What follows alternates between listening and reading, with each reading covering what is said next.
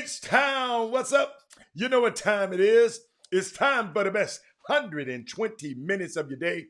The Chop Shop, the nation's #1 urban sports talk show, and also your midday sports happy hour. Yours truly, Robert Hatter, alongside Jim Hicks. And today I got a special guest. I used to call his name out all the time, but he got to be special guest now because he's so busy. You know, we don't know when he's going to pop in, but I'm going to bring him in shortly. But we coming to you live from Houston, Texas, but we broadcasting all over the world via Facebook Live. But I'm going to bring him in right now to my right. Chris Walker is in the building. I see you. Go, yeah, What there up? you go. Bring your head up. There you go, Chris. Tilt the monitor a little bit so your head can come to the ceiling a little bit. Yeah, just a little bit. Yeah. There you go. Look at you. Thank you, Mr. Producer. But Chris, as customary, every day I like to shout out. It's Baby Friday. It's Thursday. You know, it's not normal. You know, it's usually everybody else's Friday is tomorrow, but we're not on the air tomorrow, so we call Thursday our Baby Friday. And our what we got? We're our starting five today is Rod Wells, Corey Henderson, Jessica Brooks, Jeremy Davis, Todd Byerly, and the sixth man today is the real Kevin Lyles is in the building. Chris, we had a great time yesterday sharing a Women Rock Wednesday, you know, and it was a great day for women. It's just a great day. We had Tammy Allen on the show, and she took us she took us for a few turns. But Chris, there's a lot of stuff going on in the news today, and March Madness, Chris, and the NBA trade deadline today. And the March Madness, and this has never happened, Chris.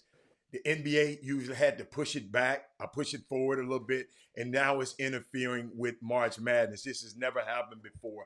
But today at 2 p.m. our time, by the time we get off this show, the trade deadline would be passed. So, Chris, what we're gonna do? I'm gonna be checking periodically just to find out the trades that's happened. Cause it's a big day in NBA. It's the last day they can trade, and then they'll count. In other words, if you trade today, you'll be able these certain people will be able to play in the playoffs, and you can use them in the playoffs. Later on, it's a few other stipulations that had to happen if you trade for them later.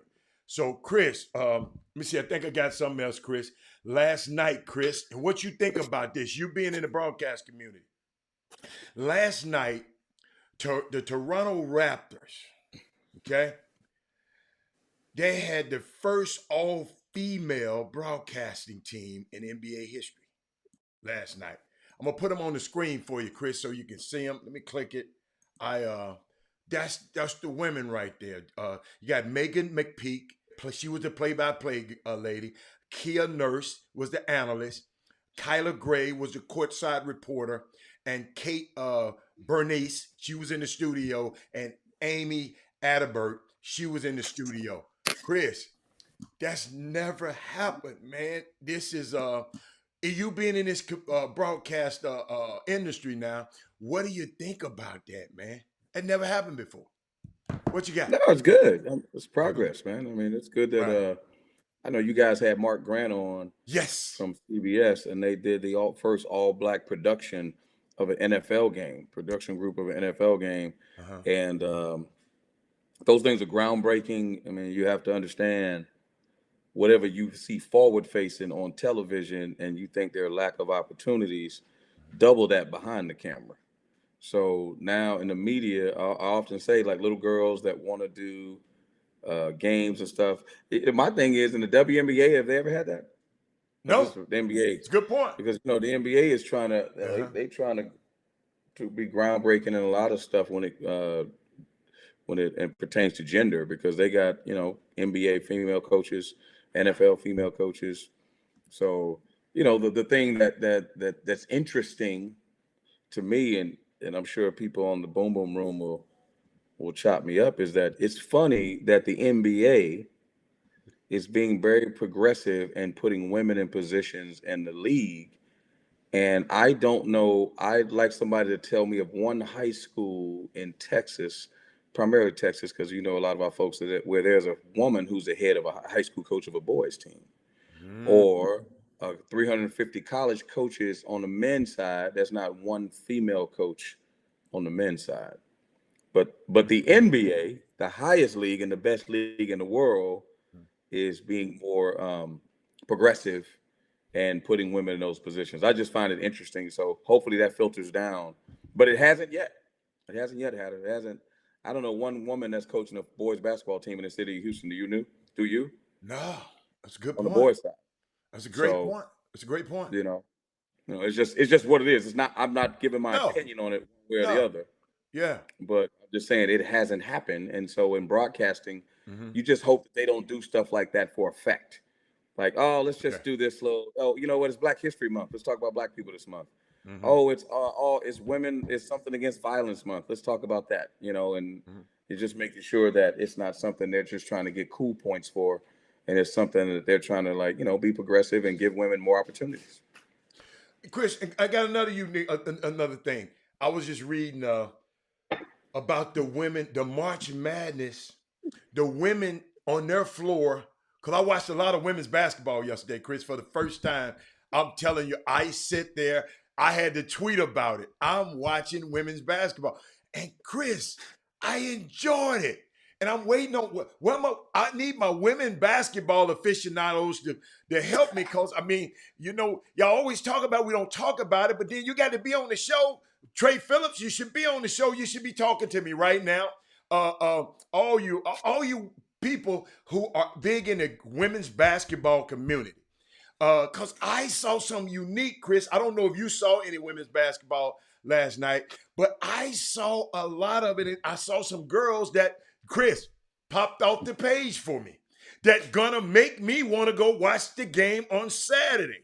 What, like, me and you had that thing, that exchange the other day. I had people pop off the page for me. But when I looked at their floor, I look at the men's floor, Chris.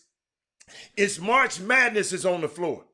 The women cannot use March Madness in their advertising. The women's basketball, it's no March Madness on it. It's a big article about it. Women can't use, and hold up, they're licensed to it. It's cleared. They have a license to, but the NCAA brass has not allowed them to do it. It's Did they say unbelievable. why? I No. heard about that. That's funny. I've heard about that. But and the interesting thing is, Uh-huh. um, I don't know if like we're doing some stuff tomorrow on the Division II finals, but it's funny, we don't cover much women Final Four stuff on CBS, which is I guess that's something interesting. I probably should look into and just get an answer for you, but it's all the boys stuff. And I read the article, Chris, and the article was so vague. And it just said, it says, March Madness trademark latest divide between women's and men's tournament. And they said court record displays that NCAA women basketball logo instead of the iconic trademark. And then it just said, it never gave it said, looking around, they said, hold up, I'm keep going. And they said, I didn't realize somebody said, I did not realize it was an NCAA thing. But I certainly think there is some that need to be discussed and changed. This UConn's head coach, one of Gino. acting head coach, not Gino, the Oh, the acting young. head Okay, coach. yeah. Yeah, they says think it's a little embarrassing. And then when asked about the absent trademark, the NCAA said in the statement it will continue listening. You know when they say that to the expectations of members of the women leadership while considering relationships with valued broadcast partners. Maybe they've sold this thing to their broadcasting partners for the men. They ain't sold it to them on the women. Something got. So let me ask you a question, Uh-huh. Hannah. I'm not trying to put you on the spot. No. So Megan Rapinoe, who's a soccer Yeah. star, Uh-huh. he says that, and I'm interested with the boom boom rooms. Again, don't chop me up. I'm just throwing this out there because I'm not trying to be Quit controversial. being afraid to chop up and put your big boy bridges on and say it with your chest. Listen, I'm getting sick of you with this. No. I'm just broaching subjects and getting people to think about which way they would think about things. Okay. And I see Walter Yates said every time I had a woman ref, I got a technical foul. Me too, Walter. But every time had Coach, every y'all be time. trying to But flirt with the women first. no, that Yeah. ain't why. But anyway, you see them refs, you ain't flirting with them. But anyway, that's a whole other thing. But, Okay. Keep going. but my thing is, if the women's soccer team, who's very, very successful, our women's soccer team is more successful than the men's soccer team. Right. Right. They get paid significantly less than the men. So they're equating success, that's saying that because we're successful, we should make more money. But you know, and I know it doesn't work like that. It's all about the sponsors and the money that's generated. Yes. So there you go. Are we talking equality or are we talking equity? Right. I got So you. on the men's side, again, I'm not saying I agree with one side or the other. I would love for it to be fair and equitable and everything. The men saying, hey, we make $1 billion off March Madness. Right. And this is what happens in the women's tournament. Because that's funny. Like, I thought it all was March Madness. Yeah, I had no me idea. too. It's just called the Women's NCAA Tournament then. Me too. I did. So that brand, and whoever branded it, is for the men's tournament. That's a lot of money for people to be associated with March Madness. Yes. They got a lot of sponsorships, March Madness. Yes. So clearly, when you go to the women's Final Four, that branding is not there. Right. That's kind of crazy. So I guess my point is, in the WNBA, they play the same game the men play, but they make far significantly less. Yes. But there's also far significant people that watch it. And far significant TV revenue that's driven towards it. Yes. So we have to ask ourselves, in the world of Title IX, where, and it's just a fair question that everybody got to ask themselves. It's not about whether I agree or disagree. Right. If we're in a business, the person that doesn't bring in money will get fired. Right. They will get fired. Yes. Well, you can't say that when it comes to equitable value or equitable situations when it comes to men and women in the sports and college, in sports when it comes to college. Because I don't know if people know this, because of Title IX, not because of Title IX, as Title IX states, if you have a university that's 55% women and 45% men, 55% of the resources have to go to the women. That's how it works. And in sports, it's a head count. It's a head count sport. So in football, because there's 70 to 80 kids, that get full scholarships, you have to have 70 to 80 women that have full scholarships. So that's why women's volleyball is usually a full scholarship sport. When in men's basketball, you only get 13 scholarship players. In women's basketball, you get 15 full scholarships. So in all of college basketball, so people are like, oh, he only get a partial. They only get partials. Softball is not a partial sport. Volleyball is not a partial sport, and usually soccer and sometimes track, because they have to get as many girls as full scholarships on that football team and that basketball team. That's all. I didn't know that. Thanks, Chris. That's awesome. That's they have to do that. So now, when you look at the other side of it, the financial side of it, that's a completely different conversation. Right. That one of my boys that works with me named Ryan Gomes played at Providence. Yes. And played in the league for 8 years. You know what he does? What? I said, man, you were probably one of them dudes that's like, think the dudes should get everything. I said, where you going this weekend? You know, we had a limo pick us up every day and take us where we got to go, right? Okay. I said, where they taking you? He said, they taking me to such and such. I said, why they taking you there? I got to go coach my girls. I say, I guarantee you think differently about Title IX. You want your girls to have the same advantages as the guys. Kobe Bryant. Keep going. Kobe Bryant. So some of us men who understand that maybe it's not as popular as the men's sports. There's nothing that the women do that isn't any remotely close to the Super Bowl or the NBA Finals. But if you want things to be fair, Hatter, right? And some people say fair is a place that they judge pigs, right? There ain't nothing fair. The question is, how do we how do we come to a place where there is a come to Jesus about, you know, res- money is a part of the equation. Yes. It's a part of the equation. That's why these decisions are being made. And people, well, it's not fair. They win. Okay, but this is all about money. So if people Mm-hmm. don't watch it, it don't. For instance, we'll see in movies, movies that we think are terrible, and they win an Oscar. We're like, how the heck did that movie win an Oscar? That's a good point. Nobody watched that movie, and then a movie like Soul Plane, we all watch, and and everybody says it's a terrible movie, but all of us have seen Soul Plane. Yeah, I haven't seen it, but I didn't see it when it was in You the know what I'm movies. saying? But I've seen it. You're right. You know, whatever. So Yeah. I mean, I don't know. I want to go off a tangent, but you were talking about the NCAA, and I'm just saying, No, you did good. it's a hard thing to solve, bro. I got it's a you. hard thing to solve. And I want to reference because you mentioned Megan Rapinoe. She spoke at the House at the Senate, the House Oversight Committee, Chris, in Washington for equal pay.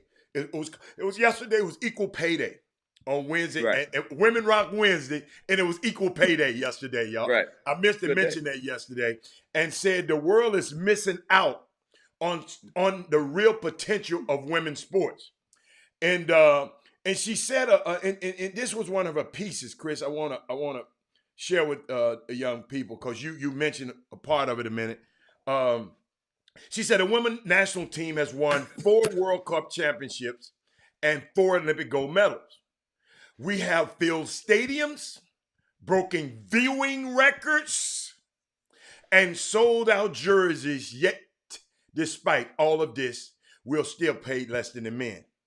And if that can happen to us, to me, with the brightest light shining on us, it can and it does happen to every person who is marginalized by gender. We can change that today.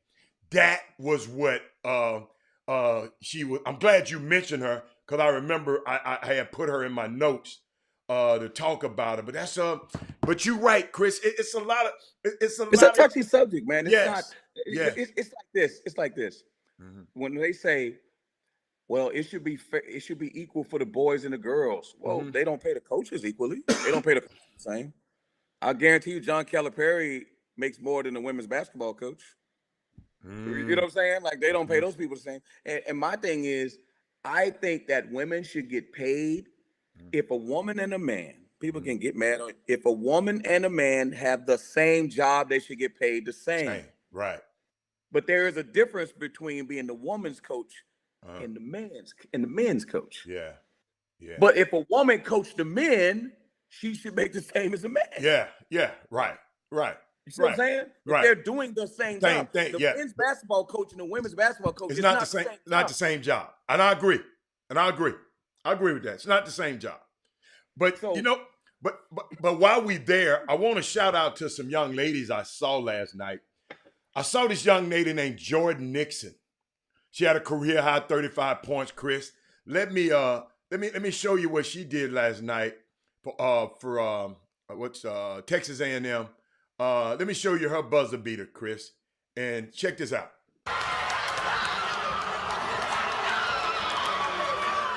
Chris, I saw that last night in this same game, this interview, I promise you, it had me. She got me with this interview. Chris, I saw that game. Trying to get her a little book tour.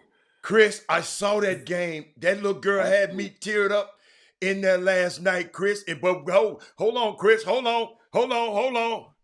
Somebody just popped in. Let me get him right. Let me get him right back there. Jimbo I'm gonna get off so he can get on. I'm gonna get off so he can get on. No, don't do it like that. Don't do my man like that. Don't be scared. Don't be scared because we're going to double team you today. It ain't room enough for 2 dudes on South Hall, man. I'm going to get off so he can get on. But ladies and gentlemen, guess who is in the building? Let me see. Can I click it? There he is. Look at him. You know who he look like? You know who he look like? You know who he look like? Remember that movie, Superfly? They call him the Snow Patrol. Oh!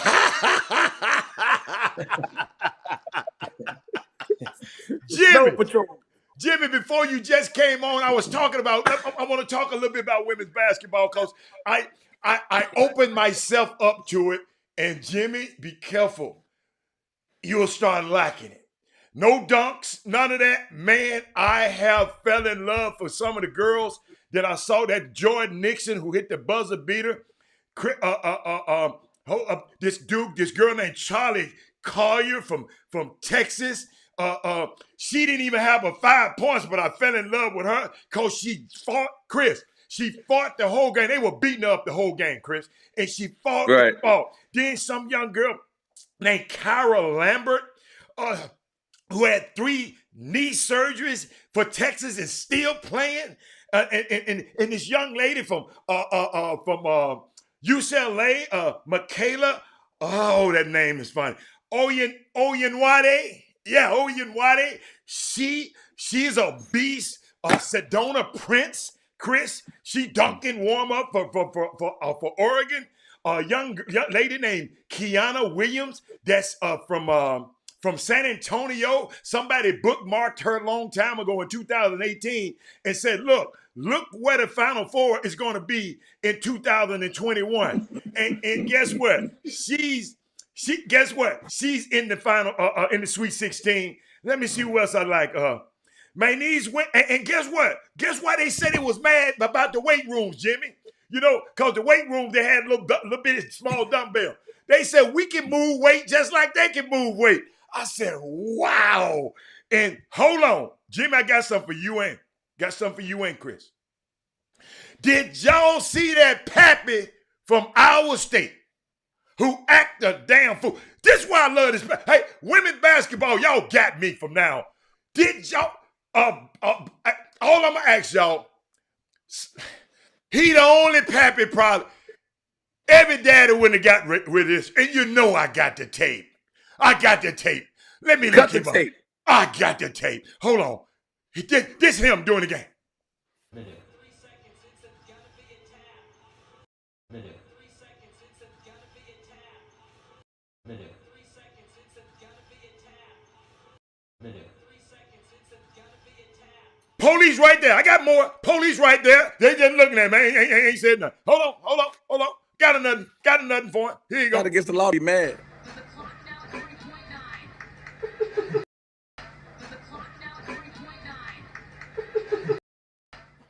PGW. And Chris, you know, Jimmy, I went and did some research on him. Jimmy, he done got put out the game before. This daddy, Ashley Jones' daddy, Chris, he went to one of the games. You know, they have, when you got COVID, you got assigned seating. You got to sit where they said, he wasn't but a few 100 people in there. He went and sat where he wanted to sit. They put his ass right out the game. I got a question. Okay. That I'm going to relay from the Boom Boom Room. And this is pertaining to your topic. Mm-hmm. And this is one of those questions that that may be asked, but then a lot of people would not dare open their mouth to ask. Okay. But only a person like Walter Yates would ask. Oh, and this is pertaining to women's basketball in the NCAA under the umbrella. Yes, why do they deserve more? Have they earned more? The revenue tells the story. Even within the top women's college programs. Chris Walker, your response to that? First of all, Rob, come on. I mean, Walter, come on, man. We would see my thing. Sometimes, guys, I know this is the chop shop, and sometimes you just have to. I don't want to say punt on certain subjects, but you can't always go for it on 4th down. Okay, right? So my thing is what I'm saying about this, Robert. I mean, Walter. Of course, there's a revenue disparity. We all know that. But even if the NCAA makes $1 billion and the women's team lose $100 million, they still got $900 million, don't they, Hatter? Yes. With my math, they still make by my math. Still make it. Yeah. Right. So and we're not talking about professional sports. Mm-hmm. So now, if you want to talk about professional sports, that's a different conversation because the women can make more in Europe than they make in the United States. Mm-hmm. It's just not popular here. And how about as Hatter says, because I know one thing, I went to a LA Sparks game, and it's better than going to the Laker game. I'm telling you right now. I like, you know, I'm a LeBron, bro. Yo, if Hatter, we know what you're I, talking about. I've been We're to not both talking of about them, the front row Hatter and all that stuff you talking about. but I've been to both of them, You go Chris. to the sport. I'm talking about it's more exciting. The women's Oh game yeah, yeah, got okay, more going okay, on. yeah, okay. They I got, got you. they got, it's just lively. I got Don't you. get me wrong. I It got ain't you. got LeBron I and got you. I Diddy and got you. all I that. got you. It is lively. I had a yeah. It's an experience. Yes, it is. Yes, it Right? is. It just hasn't caught up because we live in this male-dominated society that's the U.S., where we paid women less and we've been treating them a certain way, black people included, people of color. We still trying to catch up. We in the rear in that regard. But it's still exciting. It's just that we don't support it. And it's not encouraged. It's not encouraged. So, Walter, you got to stop that, man. Yeah, Like, man. you know, I mean, Chris you and got to Jimmy, stop that, man. I get what you're saying. Jimmy, come back to Earth. I know you've been Yeah, gone. I know you've been don't gone. engage with me. Walter Yates. Come on, Jimmy. Come on, I Frankie mean, Beverly. you Can't know, do that, man. I Come on, mean, Frank. if revenue is a measuring stick, revenue is not necessarily the measuring stick. They're talking about, their stance is equality, and equality is an angle that that we as black people should definitely know and be abreast of when we're talking today's society. So this is what they are Jimmy, claiming. Jimmy, these women didn't even ask for equity in this one. They just said they know the men. All they said, dude, don't do us like this. I mean, if you're gonna run up in us, at least lubricate. I mean, don't just.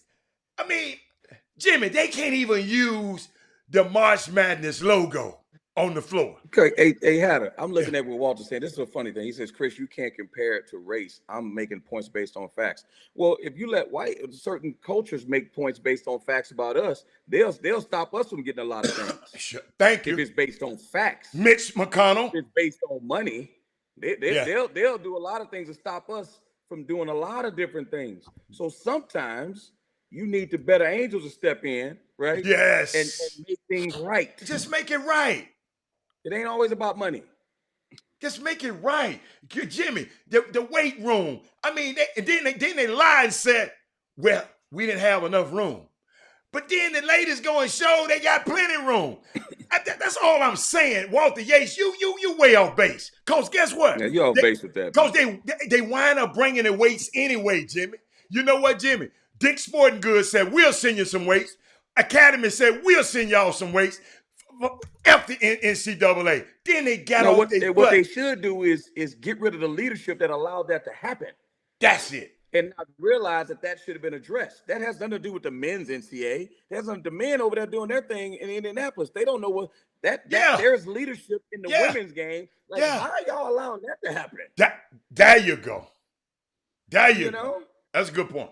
That's a good point. I mean, it's like the thing with Governor Abbott and what's that energy company? They mad at ERCOT. Hold on, man. Hold on. We decided we wanted free energy. We wanted to be separate from all these people. What you mad at the country for? you want to be free and clear, everybody, then you gonna get mad at the country. Right. And y'all over there eating good. Yeah. Eating good. They eating good. So we wasn't eating for then. Yeah, they eating good. The general public wasn't eating good. Oh man, Jerry Jones never was eating good. Jimmy already said Jerry Jones had a hell of a win. Oh, that's right. I'm sorry. I forgot. Chris, I forgot who was on the show. Don't talk about my Cowboys, man. Okay. Little Jerry, the only white dude we can't mess with. We gotta leave him alone. He got immunity. Jerry got immunity on this show. Chris, you know I got something for you, right? Yeah. Now, Chris, give it to me this second. I got to throw something on y'all. Okay, come on. You text me about today. come on. Okay. How to show that picture I text you today? When you asked me about that portal, that picture I text you. I didn't load it up. My bad. Oh, you didn't load it up? Okay, don't worry about it. Uh-huh. That transport portal, Jimmy. That thing is on absolute fire. Oh my goodness. Let me tell you something, man. I wouldn't want to be a college coach right now for all the tea in China. Unless they paid me about $500,000. But what I'm saying is that transfer portal, they got dudes that are leaving teams, 8 people in the transfer portal, 6 people in the transfer portal. Jimmy, what is going on with society right now that all these dudes are putting their name in that transfer portal? Well, I was just looking at the transfer portal earlier today, and ironically, if you go to rcssports.com, Doug Jones has comprised a list of just the greater Houston-based players who have entered the transfer portal. And there are approximately 30 just from Houston area that have put their name in, and it is still March. 30 already. And he has a list of where they went to high school, what college they're transferring from, and some have already determined their destinations. One, Chris, you have a connection with. You coached him in grassroots basketball.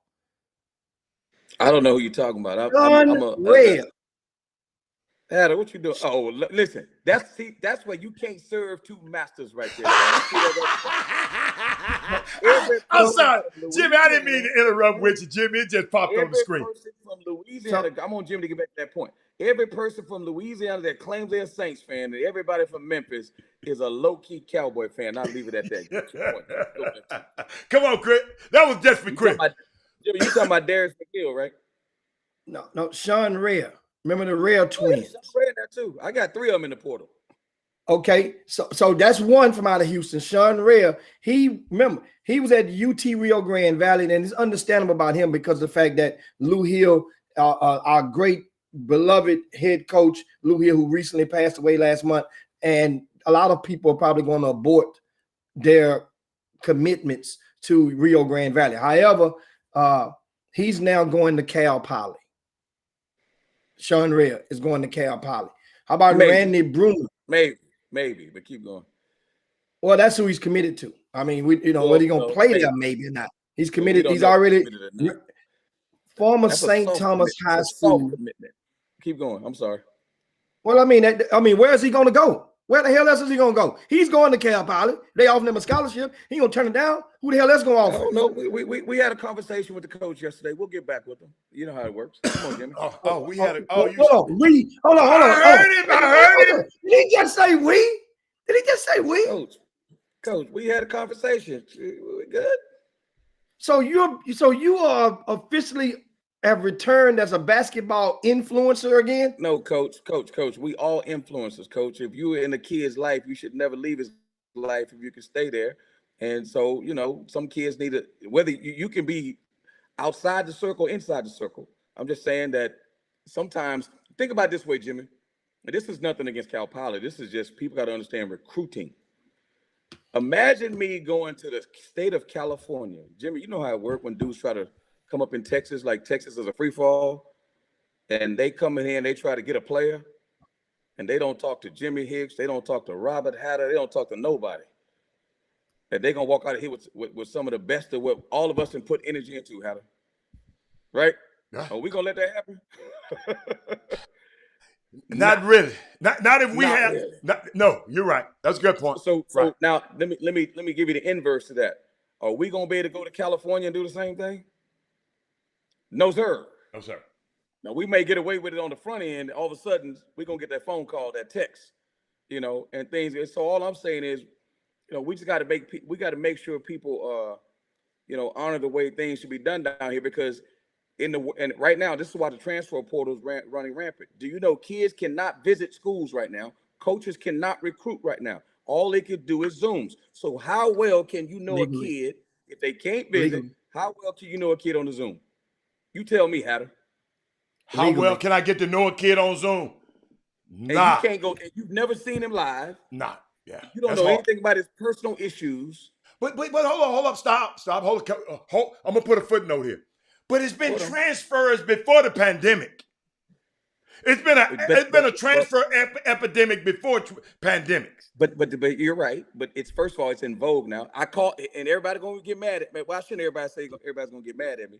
But I've labeled it. I've labeled the portal the era of LeBron. And everybody say, why you call it that? Because LeBron made it sexy to move around. I thought I said that. I thought I said that, but it's all right. Come on, you can. Well, that's fine. I call it the age of LeBron. Okay. So Kawhi Leonard, move around. Kevin Durant, move around. They don't remember Michael Jordan playing at one team, Larry Bird playing at one team in Magic. They think moving around is a thing to do. So it's nothing to them. just like they can play AAU games and lose and go drink Kool-Aid and eat a barbecue sandwich or Chick-fil-A and get ready for the next game 2 hours later, right, Jimmy? Losing is nothing to them anymore. They're gonna play another game 2 hours later. So the transfer portal is it's the age of LeBron, man. They just, hey man, this didn't work out here. Let me go over there. And guess what? I don't have a problem with it. I used to, but not anymore. Because guess what the coaches do, Adam? Move around. Yeah. Okay, but tell me this, Chris, you as a career college coach, give us some of the reasons why kids transfer or enter the portal. You last coach at the beginning of this portal installation. How does that normally, explain us how does it go and the process goes and how it used to be versus how it is now and how it benefits the player or the coach? Well, this is how it used to be. It used to be you had to go talk to the coach. And the coach would have to basically co-sign that thing or not let you transfer, but they had the chance to talk you out of it and not necessarily make it hard for you, but they can put a hard sell on you. Now, you don't even have to talk to the coach. You just go right to compliance and put your information in and be gone. In the dark. Get your little, whatever your little belongings are, and you can be out the door. You don't have to deal with the coach anymore, because I'm not saying it's intimidation, but you do not have to do that. Now, the difference is what has happened. So think about some guys that have been successful. Maceo T at Baylor. Not Jerry Butler, but Davion Mitchell, 2 transfers, right? All Americans.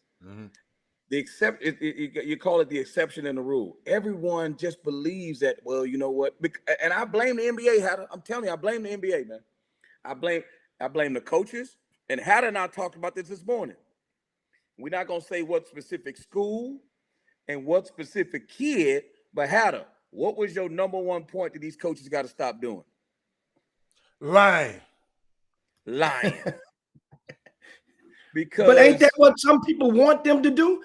Don't some parents and players practically, indirectly, non-verbally beg for coaches to lie to them? So what do you mean? What, Jimmy? Explain lying to them then. For example, if you let it be known that playing time is very important, if being able to start is a deal breaker, if your parents being able to come see you whenever they want is a deal breaker, you got college coaches have comebacks to virtually everything, and they have a way of saying it to whereas they're not really saying what you think they mean. They're saying what you want to hear, and that's the good seasoned college coaches, and right. Oh, I mean, put like this here. There's no college coach that you call. Let me give you a college. I'm gonna give you an example. Phone rings. I'm talking to Robert Hatter about his son. Hey, what's up, Mr. Hatter? How you doing, man? You good? We got the ugliest girls. We got the worst facilities. We got the nastiest food, and our teachers aren't very smart. And our weather is terrible. You think that's how those phone calls go? No, but every one of but if my weather might not be good that day, but if I'm coming to California, you coming to Houston, we got great weather. We might have a hurricane every now and then, but we might have humidity, that crazy humidity in June, July, August, and September. I got an instance for you. Okay, for both of y'all. Let's say, okay, I'm the Jimmy, I tell you, I'm the college coach. I tell you, Jimmy, little Jimmy, I'm gonna bring Jim. I'm gonna make sure he gonna play. He's gonna play, Jimmy. Okay, I mean, we got all these bad dudes up here now, but little Jimmy is gonna play. And then you have a couple of games that little Jimmy don't play. Little Jimmy played now.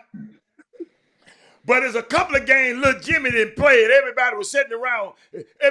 Everybody was sitting around watching, see if little Jimmy can play, and little Jimmy ain't played. So I call you, and you said, "Well, I said, but Jimmy, I done told you that it might be a chance that this guy not play. He got some dudes in front of him. And you gonna tell me, but they lied to me, Hatter. They lied to me. They said he was gonna play. I said he played. But he lied to me, Hatter. You saying the coaches lied to you. The coach say he gonna play. Man, he gonna play. I don't know how much the coach said, but this is a real instance. I'm not this. Well. To Jimmy's point, Uh-huh. the college coach is not being. He's not backing himself in a corner. Hey, he's going to play 25 minutes per game. You know what he said? He's going to play. That's it. Yeah. So if you play 40 minutes one game, and the next game you play 0 minutes, how many minutes do you average? 20 minutes. Man. Yeah. So instead of so what they won't do is focus on the 40. They're gonna be like, man, I didn't play this game. Yeah. Or, hey man, I think you can get 10. So think about it. Let me give you a code. I'm not. They used to call me Good Talker Walker, but I'm not gonna be Good Talker Walker right now from recruiting wise. I'm not gonna do Good Talker Walker. Hey man, listen. I'm just telling you how a coach would say stuff. Hey man, listen. We got a bunch of players here, and I see a great role for you. Now, here's the question: can you accept? Because what you do is you got to paint a picture for them. You got to paint a picture and walk them down. And I saw Tim Littlefield say something about. So hold on. Who talking now? Is this Good Talking Walker? Who talking now? I'm looking at what I'm trying to address a couple of things. Good Talker Walker is, you're trying to smooth things. Okay. It's not used car salesman. You try to be like, just smooth it. Okay. Listen, you say, listen, man. Here's the deal. You have all of these guys ahead of you, right? Mm-hmm. Now, I'm just saying, you got to make it look good if you want it, because you need 13 dudes on scholarship. Right. Okay. Right. No matter what, you got to have some dudes to practice with, and you don't want them practice against scrubs. Okay. So you got to make them dudes understand why they got to sit before these other guys. I got you. Okay. I got you. I like that. What you got to say is, hey man, you see that dude right there? Do you know what that dude did as a freshman? He's doing exactly what you doing right now, learning. And some parents could be, because of the Cade Cunninghams, because back then the Cade Cunninghams didn't play in front of dudes, because Patrick Ewing was there saying 4 years. See, it's not the case anymore. The good players don't stay, so it's hard. So we glorify these McDonald's All-Americans and John Calipari with these one and done dudes. They make you think that they better than upperclassmen, to the point that Tim Littlefield, like Villanova, Virginia, you win with upperclassmen. You don't win with these young dudes. But the young dudes come in and take and leave and go straight to the league. The team don't win, though. That's why I messed with Cade Cunningham, because the team actually won while he was there. Because it's not easy to win in college basketball, bro. It's not easy. So my point is, how do you tell a kid, if you're a coach, you got a parent, all these parents think they're smarter than the coaches, and they are not. I don't care what degree you got. You're not smarter than that coach. You're not, because you don't know how to sell like he know how to sell what he's doing. You can think all you want, but you're not in those meetings. The same way you huddle up and have a meeting as a family, they huddle up and have meetings as coaches. Well, right? Well, Chris, we got a question from one of the viewers, and tossing it to you, being a career college coach, 2 decades plus at the Division I level. Kim asked, my question to high school and the college, primarily we're going right to the college coach. Why select a kid and you know you are not going to play him or her? Well, here's the thing. We don't know. Kim, what do you mean you know you're not going to play him? What does playing mean? Playing mean playing year 3, year 4. Do you mean play him right away? That's the thing. Yeah, see, we're insinuating right away. Right away. People don't want to wait their turn. So it's just like everything else. We got this microwave society. I don't know if y'all remember Boomerang, the movie Boomerang, when Chris Rock, remember he played that character Boney T, when he told Marcus when he walked in, man, when you gonna get me a corner office? He said, man, what you mean a corner office? You read my mail? Like, yo, man, he want to go from the mail room to the boardroom. That's what's happening with these kids now, right? We want to go play high school basketball and halfway win an AAU, and then think we're going to be playing in the Final Four in March Madness, and Coach K just going to put his $8 million contract in your hands. That's just not realistic. That's ignorance. They still need 13 players, though. So what you have the opportunity to do is, when you go in there, you got a chance to mix it up. If you go in there and you play better the next time, there's not a player, a coach in this country. Hey, man, I don't like Robert Haddle, man. I don't like his daddy, man. I'm not putting that kid out there. Yeah, coach, but we can win, and we can win a conference, and we can get bonuses, and we can get a lot of money, and you can get a better job if we play that kid. Nah, man, I'd rather lose. I'd rather be unemployed than play Robert Haddle's son. If y'all think that's what they saying, y'all crazy. Y'all have lost y'all mind. That's what some people at University of Texas are thinking, because Shaka didn't play Greg Brown only 6 minutes in the eliminating loss to Abilene Christian. No. He played him 6 minutes when they won the first ever Big 12 championship too. Thank you. Okay. Yeah. Thank you. You see what I'm saying? Thank you. And so again, guys, just because ESPN and Burger King say you're a good player, that ain't got nothing to do with the University of Texas and what you got to face when you talk about them grown men and learning how to read the scouting report, and they playing zone, because it ain't got nothing to do with the NBA. Is different in college. You can see a dude look like a scrub in college and be an unbelievable player in the zone just because of the rules. And if you can't shoot, and if you don't want to play hard, college is different than pro, man. They are two different sports. Yeah, two different sports. That's why I'm saying Cade Cunningham is a dude. He doing it in college, and the game is more wide open than the NBA. Them dudes that can't do it in college, I don't know what kind of player LeBron would have been in college.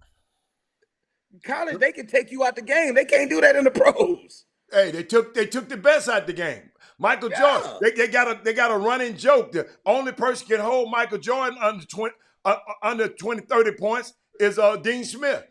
Yeah, they can take you out the game, man. It's different in college. Them dudes, them four dudes ain't gonna sit around and just watch you shoot every ball. They'll do that in the NBA if you're getting 40 million. Yeah, that's a good point, Chris. Great point, Chris. College is different, man. College, you got to practice every day. You got to go to school. You got to act the right way. You can't be acting crazy on social media. You can't be treating people like crap. College is a different world, man. So I heard, and I don't like to put rumors out there, that the kid, it was just a lot for him. Because here's the other thing. These parents, and I'm not even talking about Greg Brown's parents, because he's good. They got good people around them. They have these expectations that, well, you promised he was going to do this and that. Hey, man, so what you're telling me is that this dude ain't getting it done. But because I was stupid enough to think that because of his potential, that he will be able to do that. The fact that he's not doing it, I should put him out there regardless and lose. So what am I going to do with the other 12 dudes that I got? I had an AAU team once. I'm not going to tell you the dude's name, but if people know me, they'll figure it out. He was the best player in the state. It was him and another kid from Dallas.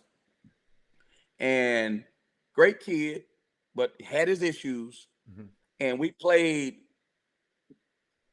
what was the team? Was it Team Texas? Well, that West was the coach of Jimmy, Team Texas. Yeah. Played him at the Kingwood Classic. The Kingwood Classic used to be the thing back in the day, that summer tournament. And they played, they went head to head. And it was an unbelievable game. I can't remember if we won or lost. After the game was over, because I had a bunch of really good players, them other kids that was good huddled me up and said, Coach, here's the deal. If that dude comes back, ain't no more T-Mac All-Stars. The kids huddle you up? The kids who were top players too huddled me up and said, Coach, we love you. But if that dude come back, ain't no more T-Mac All-Stars. Moral of the story was T-Mac All-Stars existed after that. So what you think happened? We had to create another team for that other dude. Oh, I got you. So the team, Coach, Texas still got a bunch of good players over there, Coach, 4- and 5-star dudes. Right. One dude don't make it, man. And if he don't get it and you losing with him, you know what they looking at? You forgot what happened at Duke with Jalen Johnson. Yes. They start winning without that dude, man. He said, hold on, man. I get it, what you thought you was going to do when you came in here, but it ain't working, man. So either you going to fall in with the team or, nah, man, you killing my draft stock. I'm going to opt out.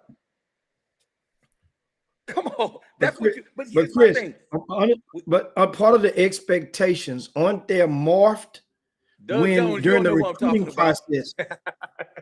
During the recruiting process, aren't they morphed by the staff when they're letting them know if the kid wants to be one and done? Man, you come here, this is the place you want to be. Look how many one and dones we got. We'll put the ball in your hands, let you do your thing. We're gonna run that offense. Okay, what about when he can't do it? So Okay, what about Jimmy? You know, like I know, we always make this comment, and we're not gonna chop people up about it.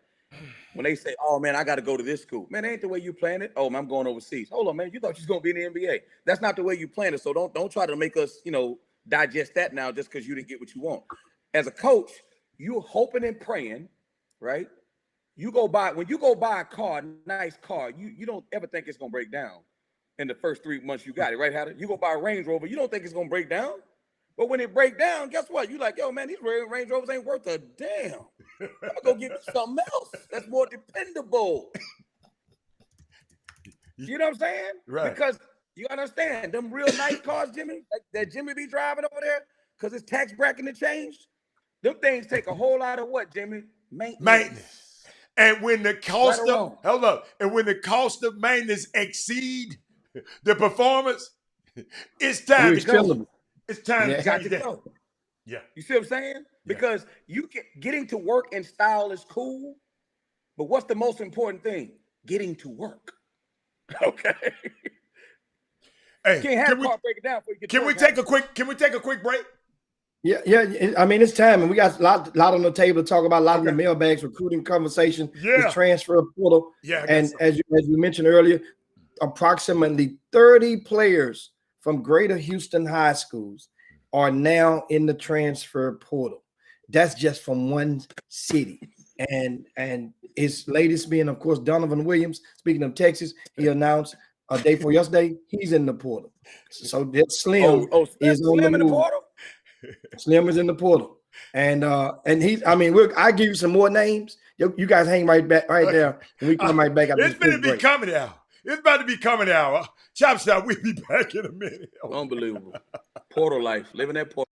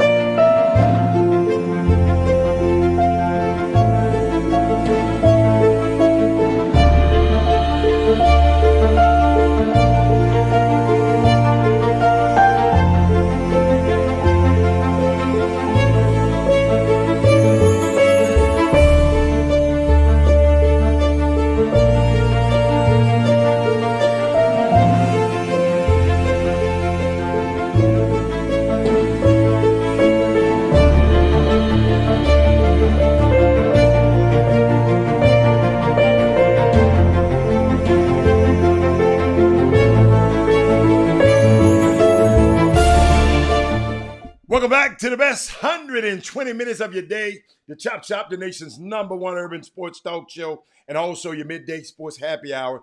Yours truly, Robert Hatter, alongside Jim Hicks in the building, and also the world famous Chris Walker, Coach Chris Walker, CBS finest Chris Walker is in the building. And guess what, Jimmy? Trade deadline is at 2 o'clock. Soon as we get off the show, and they going crazy. Three-way deal with the Knicks. Terrence Ferguson to New York, George Hill. Philadelphia is acquiring OKC's George Hill for Tony Bradley and him. in the deal. I know. I mean, they deal. This hold up. And the Sixers gonna send 2 first-round picks to the Thunder. I mean, Jimmy, hold on. Let me see. Norman Powell is going to Portland. They got rid of Gary Trent Jr. and Rodney Hood.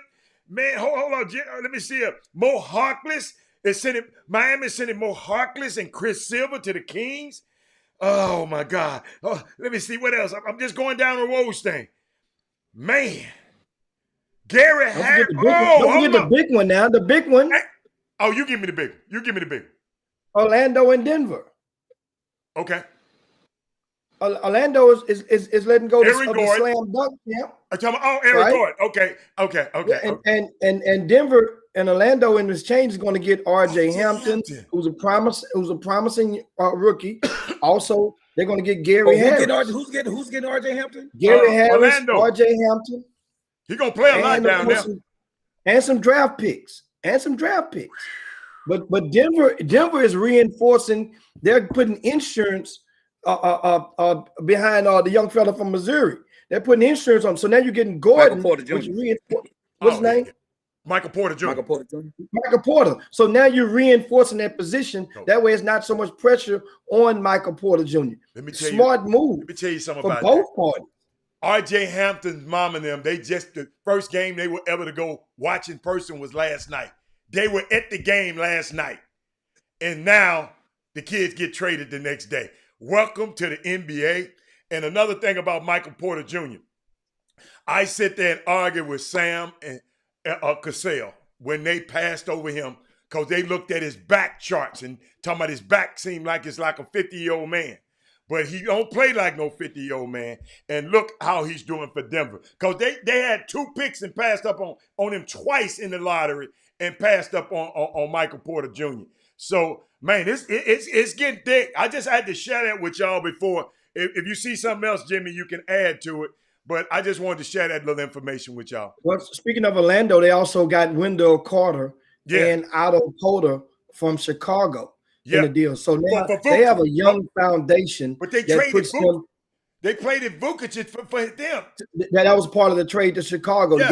Gave him up. Now all eyes on the Pelicans are waiting on and see if they're going to pull the trigger and move Lonzo Ball or not. That's what a lot of people are waiting on because Lonzo Ball, believe it or not, he has a high stock and he's in high demand because as Magic Johnson reinforced it the other day on First Take and claimed that his IQ was premium and second to none among point guards in the NBA.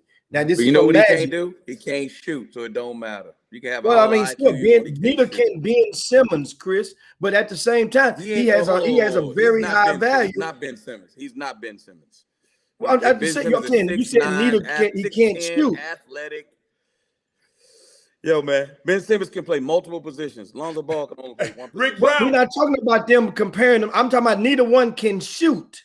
So you just say he can't shoot. So that's not it. But he can make up for him not being able to shoot. Lonzo Ball, he can make up in other aspects of the game. One thing about it, that dude, he really can see the floor. Younger brother better. It's not a matter. But the daddy's been telling us that for 4 or 5 years. Yes. He better be hurt. Guess what? The best of it, Chris, you know that you saw them. You saw them in Las Vegas. You saw them at the Cashman Center when they were playing in front of packed house. When even LeBron James couldn't get in a hot July back in like 2017. You was there. You saw that. So guess what?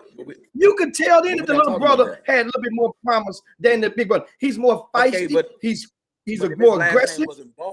If his last name wasn't Ball and they didn't have the fanfare around him, he'd be in the H League right now. I'm just telling Lonzo? You. Yeah, man, you gotta be out your man. You gotta be out your mind. So what has he done since? So hold on. So what's he done since he's been in the league? He wouldn't be in the G League. Now, come on, Chris. Come on, man. What has he done? Chris. So you understand something. Do you think that the NBA collectively wanted to prove the pappy right? After the pappy said, my son, this nigga gonna make on me lotto. Do you think that they really wanted him to get the last word? The Lakers let him go. He's so good. The Lakers let him go. And now the They Pelicans get Anthony Davis out of there. They'd have let your good shoot. They would have let you go. Can I finish? And now the Pelicans are about to let him go. So what that tell you? No, some people want no. People want him. People are trying to pry him from the Pelicans. It's a different situation. Jimmy just told you stop going up. You're trying to pry a non-shooting guard that plays defense. Talking about, he's one of the best defensive guards. Y'all crazy, man. Who is he locked down? I want to hear this. I'm not saying Alonzo can't play. You just say he's supposed to be in the C League. Hey, they got dudes in the G League just as good as him. Is all I got to say. Come on, man. The dude played good every 7 games, man. We're gonna call him 7-11. He played good every 7 games, Jimmy. The younger brother better, man. The younger brother better, man. I'm sorry. Keep going. Okay, but what you said the younger brother is better. That ain't the issue. We're talking about how good Lonzo Ball still has plenty of shelf value in the NBA. That's what I'm saying. Guess how much he's shooting from the 3-point? Hey, what is good shooting from the 3-point? What is good? What's a good number? If you shoot for NBA, dude? NBA. 38. Lonzo Ball shoot 38.5% from 3-point right now. How many make 2? How many make 2 this year? He 2 for 4, 2 for 6, 2 for 10, 2 for 20. I asked you a question. What is good in the NBA? He had 3 like the first game of the season. Has he made this year? Oh my goodness. Give him the number of makes. Man, look, he gonna move the goalpost back again. I'm not talking to him. He did me like that the other day. Shoot 38.5. Man, going on here somewhere. He can't shoot. How many threes somebody came on there talking about he can't shoot. Bet he can outshoot both of y'all. Whoever said it, he can outshoot both of y'all's ass. I bet you that. Listen. When they play the games, watch how far they back up off him. Like he like a little 2-year-old. They just back up off him. Shoot it, Lonzo. You ain't watched him this year. I can tell. Jimmy, I can tell he ain't watched him this year. You ain't watching him this year. Last place? You mean the Pelicans in last place? While y'all hyping up Zion and all them dudes? I like Zion. I still like Zion. Them last place dudes. The next to what? Are they in the playoffs ever? They was in the playoffs last year. Y'all keep believing that hype. They had to play their way in. Y'all keep believing that hype, man. Y'all better stop believing that hype, man. Y'all better stop believing that hype. Y'all caught up in that AAU world, man. This ain't AAU, man. It's grown man game. Right all now. We giving you are facts. And we giving you numbers. And you trying to refute the numbers. Well, how many did he shoot, Robert? I know Jimmy looking it up on your ass. I'm just tripping because of the fact that I can just go down a laundry list of guys of guards that Lonzo Ball is shooting better than from behind the arc. And it would probably blow your head away because guys that you think that the narrative has been shoved down your throats and thinking that these guys are sharpshooters, and you look at their numbers because this is a what have you done for me lately era right now. Name a player since you put it out there. Name a player since you put it out. John Wall. John Wall can't shoot. John Wall Eric Gordon. Keep going, Jimmy. Get him again, Jimmy. Get him. Get him again. I told you he was gonna get you. Get him again, Jimmy. Stay there, South Hall. Stay there. So I want the Boom Boom Room to talk right now. Who would you rather have? You got a 3-point shot, game on the line. Eric Gordon or Lonzo Ball? I'd rather have Lonzo. Lonzo. I'm hanging up, man. I gotta go. I'll holler at y'all later, man. Y'all out of y'all rabbit. Chris. Hold up, Chris. Let me refute something else you just said. Boy, I told you. Thank you, Jimmy. Hold up. He said they in last place, right? Okay. I was joking. You was joking? Okay. Because Sacramento Kings is behind them. Oklahoma City behind them. The Rockets behind them. The Minnesota Timberwolves behind them. All terrible. Like they say in Maryland. Terrible. They just less terrible. Okay.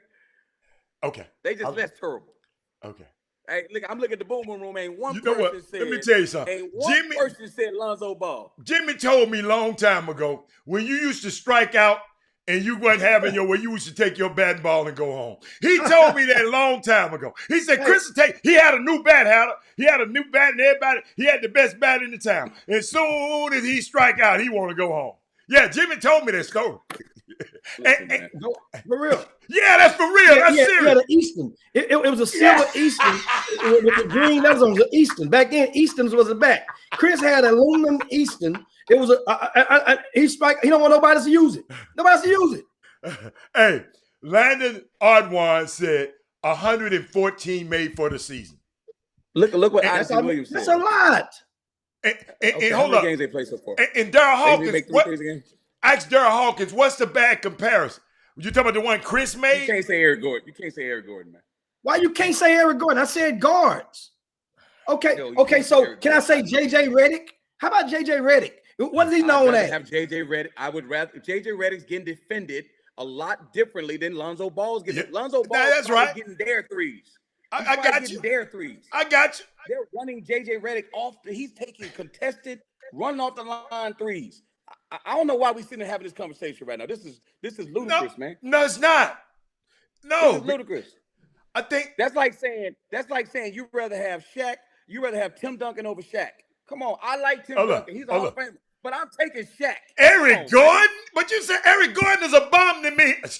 Hold up. I got something for Chris. I didn't say Eric Gordon was a bum. I got something for you, Chris. I got something just for you. I didn't say Eric Gordon was a bum. This Chris right here, y'all.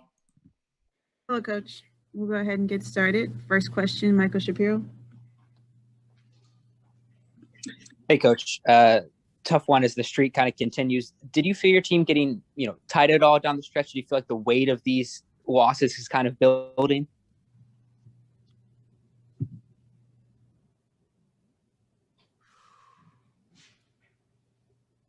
Yeah. That's Chris Walker when he was coaching. No. Because on the first of the month, I get that check. But here's the deal, though. He got to be better than that. You're the NBA, man. Man. Hey, man. Them two, you just said John Wall and Eric Gordon. They got that man crying on national TV. They got that man crying. Hold up, Hatter. Because this is what they do to us. And I'm not blaming nobody. I'm just putting it out there. The same thing with your boy over there with that dude that like the masseuses and the massages. That dude took the job thinking he gonna have one of the best quarterbacks in the game. He didn't take the job thinking Deshaun Watson wasn't gonna be there. Yes, when Silas took the job, he thought he was gonna have Russell Westbrook and James Harden. Yeah, that's what he thought. Yeah, he's sitting there going like, man, y'all didn't put me in a straitjacket. This is my first chance to get a job. Once I'm done, I'm not getting a job again. I got no chance. They Brian Shawing him right now. That's what they doing. He getting Brian Shawed. Chris. He gonna come in front? Chris. Come on, man. Chris. Brian Shaw had a shot. Now, we already know this was. Dude, they ran Brian Shaw, all that success, man. They gave that dude a couple years, a cup of coffee, and kept him pushing, man. Come on, man. This guy, but in defense of the Houston quarterback, the Houston coach, he knew it was already rumors that Deshaun Watson wasn't coming. When he took the job. It was rumors that they was gonna get rid of Westbrook. It was rumors they were gonna do it with Hatter, but you took the job thinking if I got them two dudes, I got. You talking about Harden and Hatter? Okay, all right, I take that. Yeah, I'm just saying, I take this job. I got a chance. I like you associate me with an all-star every now and then. I like that. I'm just saying, that dude is beat up, man. He beat up. And Lucas over there beating his head in, so he beat up. No. Now, Luke tearing him up. I can't stand Chris Walker, man. Hey, as we tell everybody, that's what he signed up for. He signed up for that. So guess what? He could have turned that job down. He could have turned it right. He got the job. Them dudes were still there. No, who was gone when he got the job? Guess what? He wasn't supposed to turn it down. He wasn't supposed to turn it down. And that's what he signed up for. It's hard for brothers to get a job. You see what they did to Lloyd Pierce? It's hard to get a job. You see what they did to Brian? Soon as Lloyd Pierce go hang out with Jimmy. No, Lloyd Pierce when it ate dinner with Jimmy, I knew his ass was gone then. Soon as he went ate dinner with Jimmy. Now, when I got ready to come home and it was after 2 and his ass stayed, I knew it was. Don't put it. Don't do it. He should have went his ass home, went back to his room as well. He should have went to watch film. Man, so, it's great. want to take a step back sideways on. and go back a little bit Come on. to a topic we were talking about earlier, and that is we discussed the transfers from out of Houston. And Okay. Chris, I know this number should, I mean, the magnitude of it. It's just getting started. Well, I don't think it's probably peaked yet. And here's some of the names that you guys of late. There's about 30 players I mentioned earlier from Greater Houston that have entered the portal, and that list is posted on the front of rcssports.com. It's free for anybody to go and view. It's updated every day as more names come in. So Anderson Kopp, of course, Lamar has a couple of guys that are transferring out. And we mentioned Kason Harrison. He's a starting point guard. He's a freshman from Beaumont United last season. Well, the thing is, Tick Price got fired. Despite Lamar advancing to the semifinals of the Southland Conference. You know, Lamar's going into the WAC next season, a new conference. Well, from what I understand in my intel, that Jordan Adams, he's the leading scorer from Austin P. He's from Silsbee High School, won state twice while he was there. Yeah. From my understanding that he was set to commit to Lamar and Tick Price. His former high school mate, Devin McCain, who also went to Austin P&A and went over to Lamar State, Port Arthur, went to Clarendon first. He was set to commit to Lamar along and reunite with his high school teammate, that dynamic duo. Also, I'm hearing that Braylon Bush, the freshman at McNeese from Silsbee. How about this? They were talking about reuniting together and going to Lamar, because Lamar is going into a different conference now. It's easier to make that transfer from McNeese to Lamar. They're no longer in the Southland together. Lamar's going in the WAC, remember. Now, other transfers of note. I mentioned Donovan Stretch Williams. He's leaving University of Texas, right? Also, J.J. Chandler and Savion Flagg is leaving Texas A&M. Now, they both are seniors, only have 1 year left. Well, how does that work, Chris? They might have 2 years. They only have 1 year left. Get to repeat the senior year. If they seniors, they only got post-grad? They get another year if they graduate after that? Hey, listen, if this year doesn't count, if they had 1 year before the year started, they got 1 year again. So this year don't count, basically. So whatever they had before the year started, they could have 2 years. Absolutely. If they graduated, is what they got now. So those are two more young men. Also, other names. How about Miller Kopp? We mentioned Anderson Kopp. He left Northwestern. Miller Kopp is leaving Northwestern after starting since his freshman season. Wow. This is and that's not it. It's not it. How about free agency, man? It's free agency, bro. Oh man, all over the place. I'm looking at the list. Maxwell Evans is leaving Vanderbilt. Yep.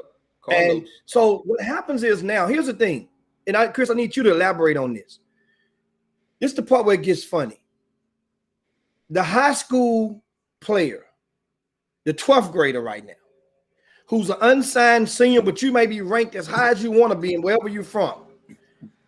It seems that a lot of them are not incorporating and understanding that every time one of those guys like a Max Evans, a Jordan Adams, Savion Flagg, put their name in the portal, you're being recruited against them. You're vying for the same scholarship as that seasoned 21, 22-year-old. What are your thoughts on that? What message do you have to the parents and the unsigned seniors about that? Well, it's a tough lick. I'm gonna be honest with you, because if you're a college coach, what's up, D Hawk? If you're a college coach, you have a responsibility to win. Okay, they don't care if you win with freshmen. They don't care if you win with transfers. They don't care if you win with grad transfers. They don't care if you win with sit-out guys or redshirt guys. The bottom line is to win. The question is, do you win with a guy who's been in college for 3 years, or do you win with a freshman? Now, for guy, we already saw what just happened at Kentucky and Duke. Right?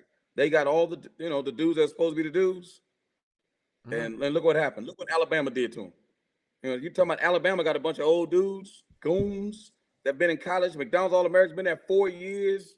Javon Quinley, a transfer, 3 years. Shackelford, they got some dudes. So them young dudes like Brandon Boston, them grown men handing it to him, bro. Like that they getting, I knew this was gonna happen sooner or later to Kentucky at some point, right? And so if you a young kid coming out of high school right now, what's going on? If I were you, and especially in the late period, man, you better go find a prep school in the knapsack up in New England and take you a year off and let this thing kind of settle itself. Because if I'm a college coach right now, I'm not recruiting a freshman. How you gonna help me? Because here's the thing, Jimmy. No matter what I'm trying to do, remember, what's the movie? Scarface. Frank, remember he said, Frank, he says, never underestimate another man's greed, right? Well, it don't matter what you're trying to do with your program. If everybody getting older dudes and you're going to lose to them, what you doing? What you doing? You're going to have to do what they doing. People got to understand how integration happened in football, right? With Bear Bryant, with Sam Bam Cunningham. When it ran them dudes over, they said, oh, okay, we got to get somebody that can stop him. Or you put a wide receiver, you're on mute, Jimmy. Jimmy, you muted yourself, Jimmy. You put a wide receiver like Jerry Rice in a slot, and then he running by little Teddy. Guess what you got to go do? Find you a Dion.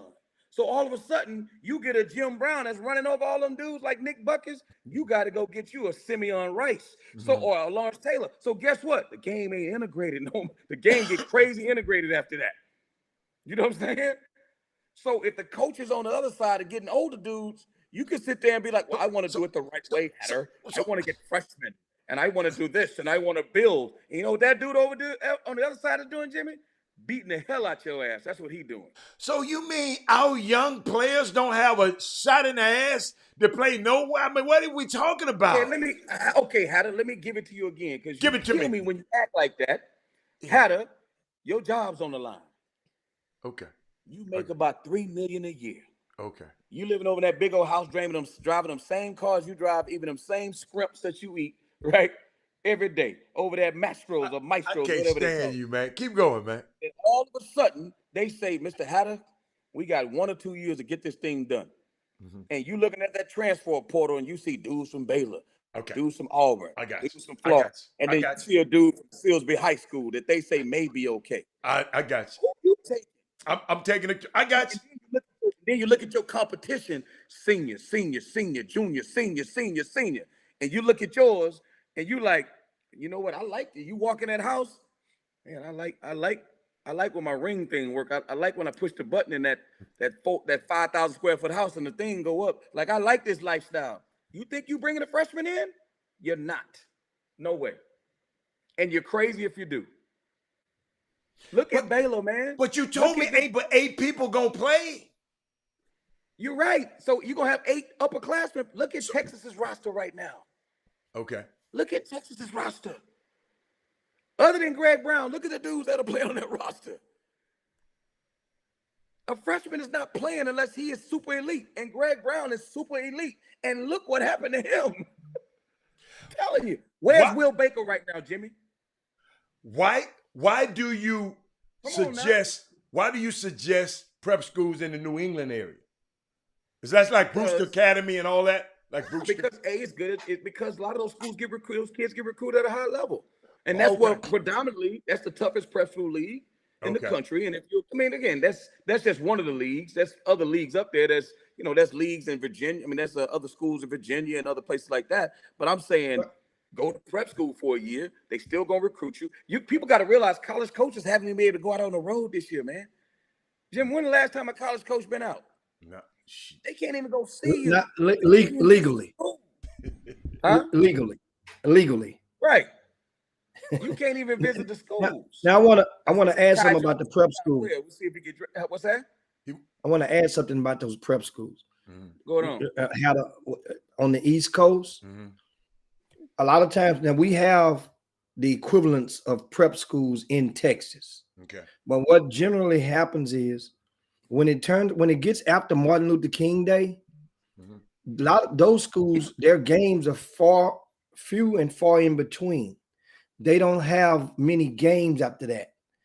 And up there, that schedule is going to be, they know they're going to play a game on this date. They know they're going, it's not much shuffling of the deck and furniture moving around when you go to those schools up there. Now, the thing is the cost versus you get what you pay for. If you're a Now, dude, you go going up free. there, huh? If you're a dude, you go free. You're a dude. If you are a dude, and understand, and what happens is most people in dealing with prep schools, they don't become privy to the fees until that's the last conversation. You know, you've already agreed to everything. Then it's embarrassing for a parent to come back and tell everybody, no, well, I got to pay. So a lot of people pay that you think getting in free. And but know here's this the deal, though. Even if you pay and you get to a cost-free, I don't like to say free, but a cost-free education, you're not losing. You're not losing. No, you're not. Most people pay to go to college. You're privy as an athlete to get a scholarship. So just because you had to invest a little bit more for your kid to get where they need to get to, you ain't got no problem. You ain't got no problem paying those trainers. You ain't got no problem paying for KDs. You ain't got no problem traveling on AAU a circuit and buying hotel rooms. And so if you got to pay a little tuition, Hatter, to make sure your son get the way he need to get to, then handle your business. Come on, man. It's just common sense. But to the point, Jimmy, about transfers, I texted Greg, Jeff Goodman this morning because I had my mind going, and I say, and somebody else I was talking to, another player that's transferring. I say, how many kids get left in the portal? Because when you live that portal life, you know what I'm saying? There's some pros and the cons of that portal life now. Just because you put your name in that portal don't mean it's gonna come back the way you want it to. Because I'm telling you. Absolutely. You better know that you got some value before you put your name out there. Because it could get ugly. It could scare you. Man, I thought all these guys were gonna look at me. Well, who told you that? Or the guy who was showing you love back in the days when you were in high school, you really think that's like some guys. It's like relationships. Let me tell you something. Just because you get 10 years older, that don't mean you necessarily be able to go in court and flirt with the same crop of girls that you could date 10 years ago. It don't roll like that. A lot of people think, well, I can just go back and call this school. I can go back and call this school. They want me. No, they don't want you necessarily. You would be able to tell. And the thing is, here's how this stuff changed. Watch the narratives, how the narratives change when these players, remember, the vast majority of those in the portal, of those 30, I'm willing to say the majority of them will not transfer to a Division I school. That's 30 D1s out of Houston. I'm telling you guys right now, at least 15 won't be at a Division I school on scholarship. Put it like that. They can go and pay their money. I bet you that's not what they thought when they put their name in that portal. Bingo. That wasn't the plan. That wasn't the plan at all. And think about how they talk down on those schools, and you got to come full circle. I tell people, be careful what you thumb your nose at. Be careful what you say you won't wear, what you won't do. That's the thing right now. When the riches are no longer there, you'll wear some pro kids. You'll wear some Geronimo shirts when the polo shirts don't fit no more. You would go down. That's what you're going to see happen to a lot of these people. And know what happens then? How about the kids that go to go to the school and you hear the parent go over and over and over and over the top, I would call it, about we're looking for the academic. We're looking for the school that has good education. That's what we're going for first. We're not, basketball is second. The minute his little ass don't play, guess what happens? He's gone like what he gone like, Adam? What he gone like? What? Gobble, gobble, gobble. Let me tell you something. Yeah. Johnny Dawkins. Y'all remember Johnny Dawkins that played at Duke back in the day? Yeah. The old famous backwards dunk against Maryland back in the day. UCF right now. Yeah. UCF. He says, Chris, now this is a little bit skewed because I see there's some breaking news that Lon Kruger said he retiring. which I think a lot of people expected that. Probably gonna go help his son at UNLV. I don't know how you And that's why I just shook my head like that. Yeah, I ain't gonna go there. But he says, Chris, I do not discuss playing time with parents. Don't come at your son is considered a grown man. He can have a baby, he can be married, he can go die for his country. He can walk in my office and ask me why he's not playing. This is not a group home, right? This ain't a boys' home.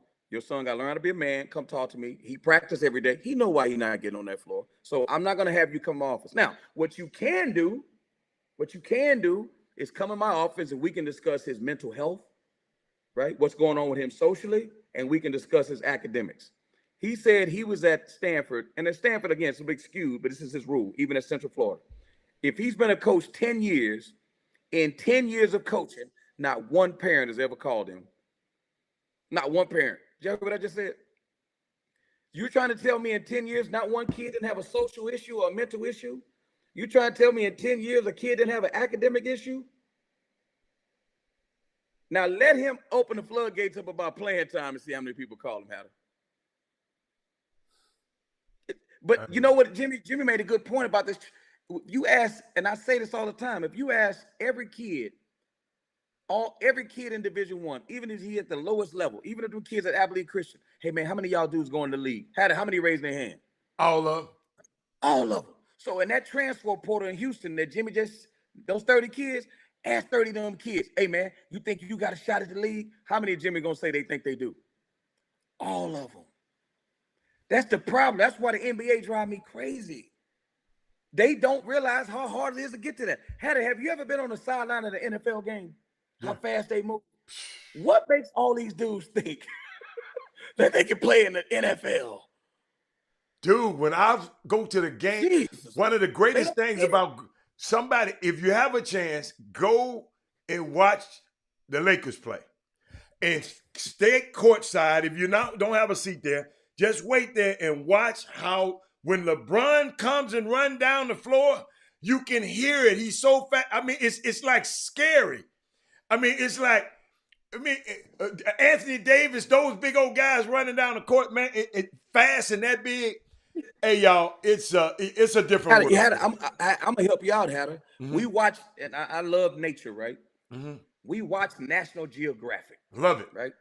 I'm gonna give you 2 examples. Mm-hmm. They say the cheetah is the fastest animal on earth.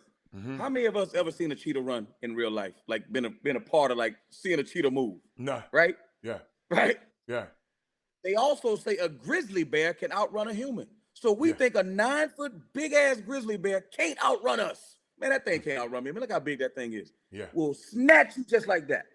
Right? Mm-hmm. That's what they don't understand about LeBron. You get in the ocean, a shark you can't outswim a fish. The people don't get it. So guess what else they don't understand? They don't know how fast LeBron is. Yeah. They don't know how fast these dudes are. How fast they have no concept of it. So we all think we can do it. Yeah. Because we've never seen real greatness. Yeah, you ain't never. Yeah. That's a great point. It's a great point. You know what I'm saying? Yeah. They ain't never seen Warren Moon throw a football. You ain't never met it. You ain't grew up with a dude that can throw a football like Warren Moon. Nobody. Come on, man. What makes you know what I'm saying? You ain't seen a quarterback run like Michael Vick. Like we ain't never seen that, Jimmy. So when we see little Johnny out there doing it in little pee-wee ball, we like, oh, he like Michael Vick. Whoa, hold on, player. Michael Vick. He a pro. No, Jimmy. He a pro. Oh, he a pro. He a pro. He like Allen Iverson. What? Jimmy, you done hit the button again, Jimmy. Jimmy, you done hit the button again. He's better than him right now. He's better than him. And that's you're absolutely right on that point. And guys, a lot of us that are watching right now have fallen guilty to something like that. This past weekend, they had one guy label a kid a pro at the Icebreaker. He a pro. I'm like, hold on. You're just gonna skip all the way over all American. You're gonna skip all the way over a college All-American or winning, being able to move the needle to get a coach a pay raise. That's normally, I mean, you made a good effect, because really that's the status quo of expectancy of any top shelf recruit when he goes to a program. Right. That means you're going to help them win. And while you're helping them win, that coach is going to get a pay raise, in whether you like it or not. If you're not, then you're going to be deemed a failure. And it's unbelievable how many people no matter how much we say it, no matter how many times we point out, we look at some of these guys out here in that portal would not be able to play for University of St. Thomas. And that's not degrading them at all, because they just won their conference and could win a national championship this year. But you couldn't even play there. A lot of these guys in that portal. Right. And that's dead serious. Right. But then what happens is so many people been programmed along the way that you was ranked too low. And when you did get a ranking, you cash out. Man, I was ranked number so-and-so, and not understanding. So everybody that has shooting guns, everybody that does workouts. So that means, what's the purpose of those shooting guns and dribbling and working on your craft? That means one of the underlying purposes to continue to develop and get better. Listen, some kids get better. There are some out there, they can dribble their ass all day. They can go and go through cones. They can shoot 10,000 shots a day. And then when it comes game time, when it's nut cutting time and somebody's actually coming at them, because they're not shooting 10,000 shots with a guy coming at them with their hands up. They're shooting 10,000 shots wide open off a machine or a grind machine or something like that. But this situation, just a lot of people, it don't necessarily work out like you plan, but then there's no B plan. And that's one of the problems in our society. We fail to implement plan Bs. We try to make it seem like things that you would never do. People, like in the workforce, there are people out there that's grown. I got a little nephew. He said, I ain't gonna never work in no McDonald's. Jeez. I say, well, hell, in my mind, if McDonald's paid enough, I go flip some fries. Shit, me. You damn right. If it paid, so why would you say and lock yourself out of a theory? That's how people say, man, I ain't gonna never go play in those. I just won't even play basketball no more. You ain't doing nobody no damn favor because you don't want to play basketball no more. It ain't no shortage of dudes out there that can play basketball. That's what I'm saying. That's a lot. I like what Darryl Hawkins said. You do not even have to do the LeBron comparison. It's a different level from high school to college. Yes. And it's hard to convince parents of that. You're right. Like that movie say, you're gonna learn today. Yeah. And Jimmy, so why do all these freshmen expect to play? Hannah, it's partly what you say. I'm telling you, man. It's ESPN. It's all these. Think about it. We got most scouting service dudes. When Jimmy first started, Jimmy was the only dude. Now we got 100 dudes trying to do scouting. Oh my God! Now we got 100 dudes doing rankings. Everybody got an NBA draftnet.com. Then somebody get mad because Jimmy don't rank them. The kids and say, I'm gonna stop my own rankings. I didn't heard that. But Jimmy, when you was in the gym, and I want to go back to what you said. You said somebody was calling somebody a pro. Does that person have a history of saying that?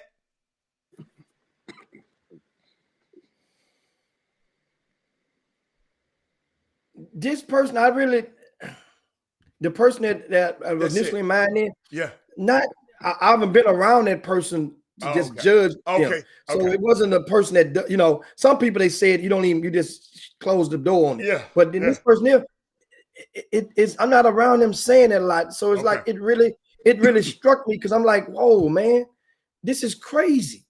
So that means because you say it to the kids and they hear it. So that's one of the things that feeds into it.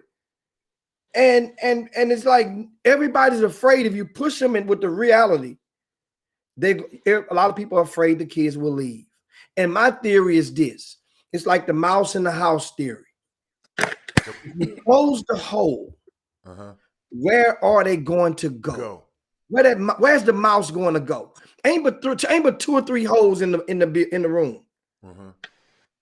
And if one hole is already filled up with mice, another hole right there got mice, got a ton of them just like you. And where are they going to go? Trust me, nobody likes to be inconvenienced. They will do things out of spite.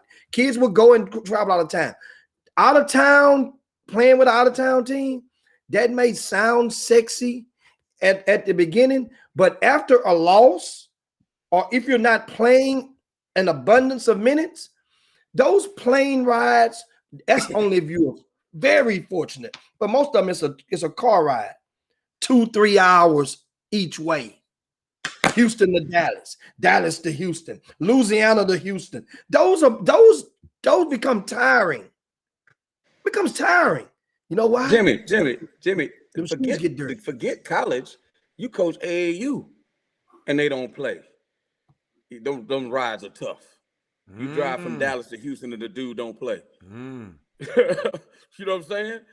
I'm just, and then they ride to and if the parents come with them, they ride back with the parents. What do you think's happening in that car? Man, I love Coach Walker, man. I know he didn't play me, but I love him, Coach. I know Coach Walker. He gave me all them shoes. He didn't play me, and he, he do it, but it's okay if he don't play me. What do you think they're saying? And Ashley just said something. And Ashley, I think you might have signed on late. We already talked about the line coaches because Ashley said all parents and players are not delusional.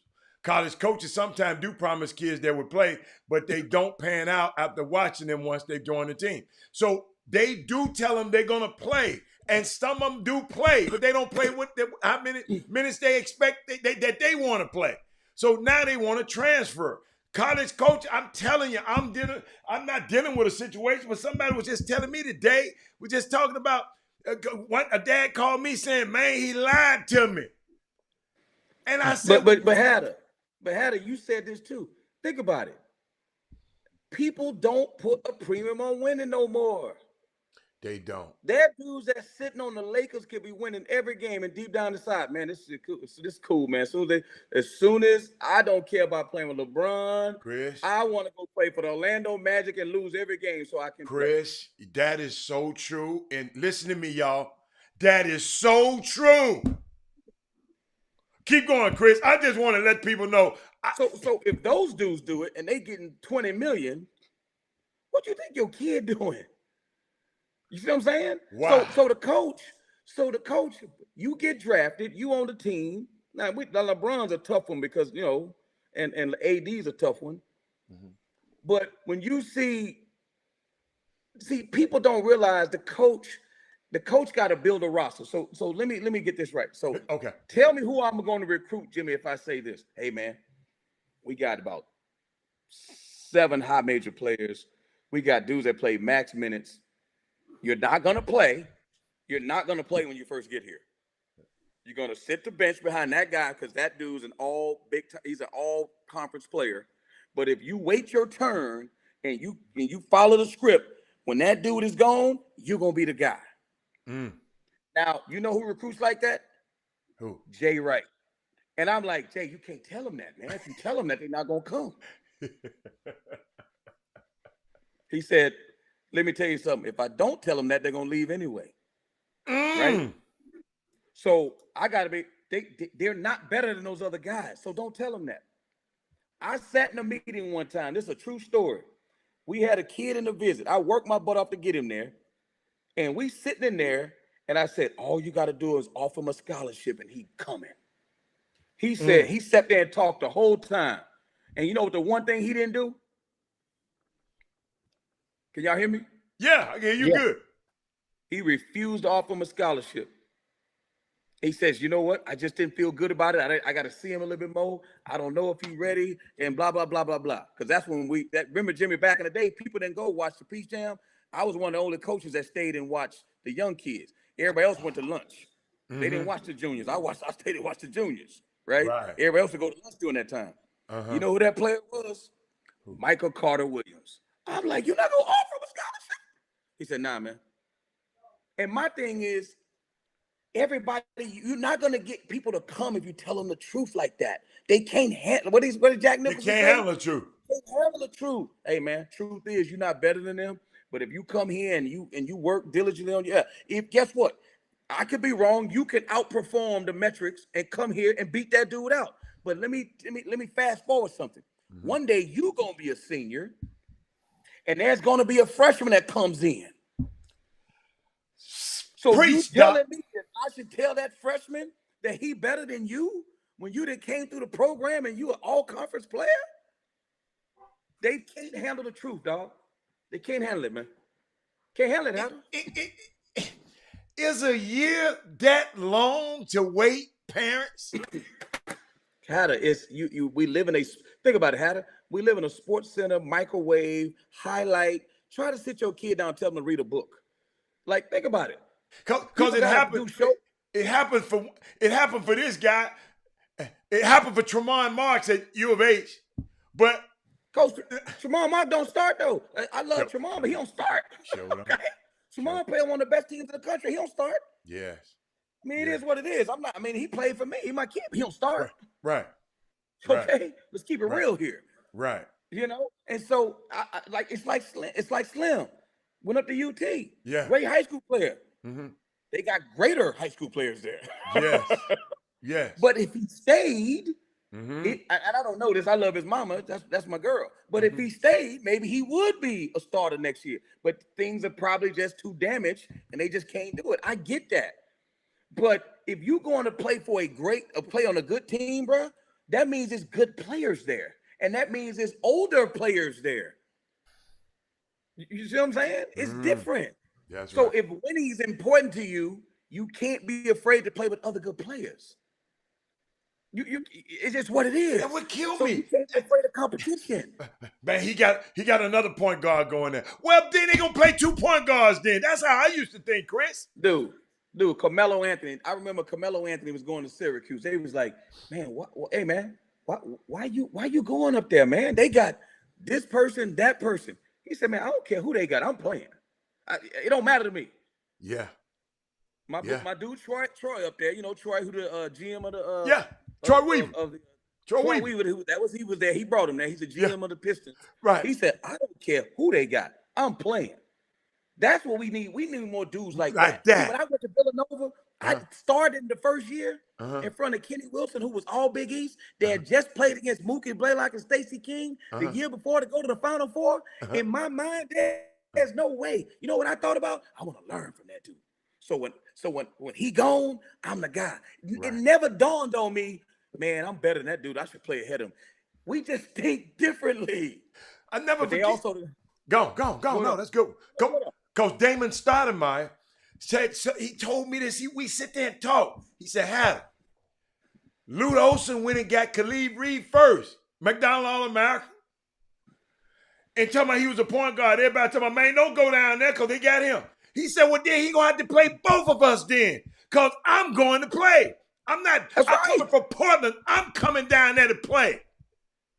I said, wow. But we hold up. Somebody just said something. I think Darryl Hawkins. Man, it was the people probably, I wasn't there long enough, and Doug and Jimmy can help me. It was some parents probably at the icebreaker. Jimmy used to tell me the secret of the icebreaker.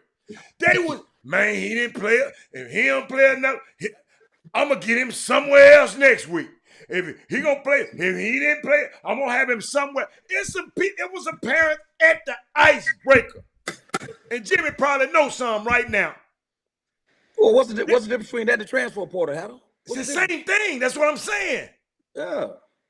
Coach. So that means something you can see coming a mile away. Jimmy, I ain't got a problem with it. Okay. I ain't got a problem with it. I like that. Hold on. You don't have a problem with it, Chris, unless you're on the other side on the coaching staff and your kids both out there. You get to Cal Berkeley and your star point guard think he want to go jump in your starting point guard at Cal leaves and go to Kansas and can't sniff a minute. And you know what that means? So this is the way you got to look at it, because we all got to like rethink. We got to retrain the brain. If Kansas got it, that means somebody leaving Kansas. If that means somebody leaving Wake Forest. Mm-hmm. You gotta change the way you look at this thing. Hey man, you can't look at the way we used to look at it back in the day. I'm like, hey man, every year that roster could change, man. So guess what you better do? You better love up on the dudes you want to keep, but keep in mind, guess what? There's some dudes out there got more money than you, got better cars than you, got better this than you, and they can snatch her at any time. It's just what it is. And it don't even matter if you're married to her, Hatter. Hello? It don't even matter if you're married. Hello? That's the world we in right now. Hey, so Chris, you better treat her right. They will go. That's all I can tell you. Go. Yeah. Look at Duke just lost a dude today. North Carolina lost a 5-star Walker Kessler. Yeah. Kentucky losing dudes. Chris, you didn't see the show. You didn't see the show yesterday. We had Miss Tammy on there talking about this kind of stuff. We had her on here talking about how men got to pay to play.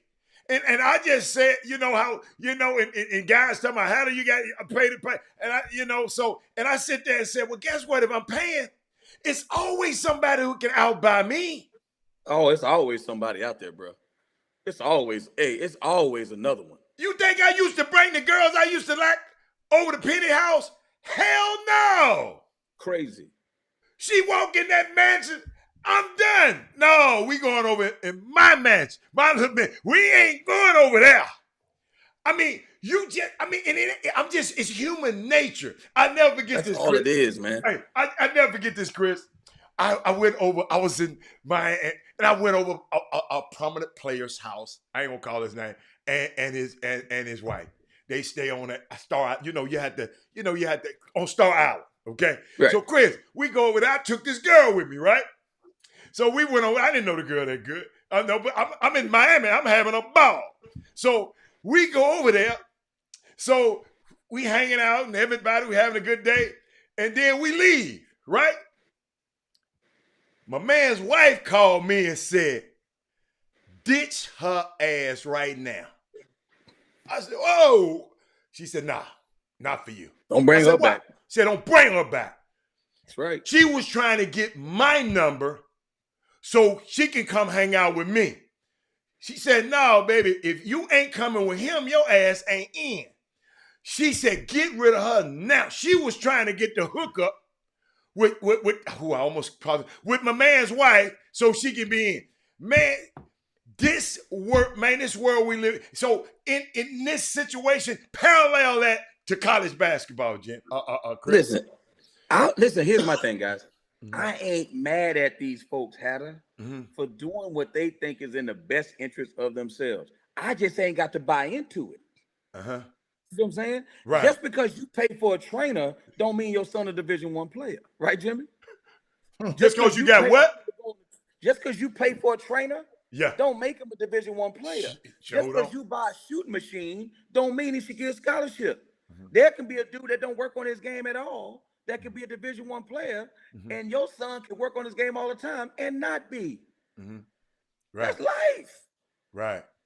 Well, he's scoring more points, so that's life. What you want me to tell you?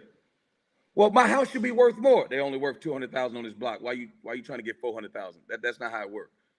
See, we try to bend the rules of the world to the way we want them to be. So when them coaches come in and say, listen, you got a great chance. Think this is code for, hey, man, this is what's code for. D. Hawk know this. Just butt up there with Nola Richardson. Hey, man, you got a chance to play. You know what chance to play mean? Chance to play don't mean you going to play. Hey, man, there's a great opportunity for you. Hey, man, you know what? I can see you doing this. I can really see you fitting in and playing with these guys. And guess what he left out? In practice. Not in the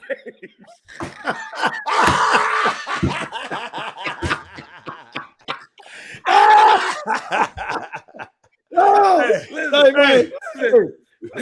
Hey, go to quick break, man. Come right back on the Chop Shot. You guys ain't off the chain in practice. That's what they forgot.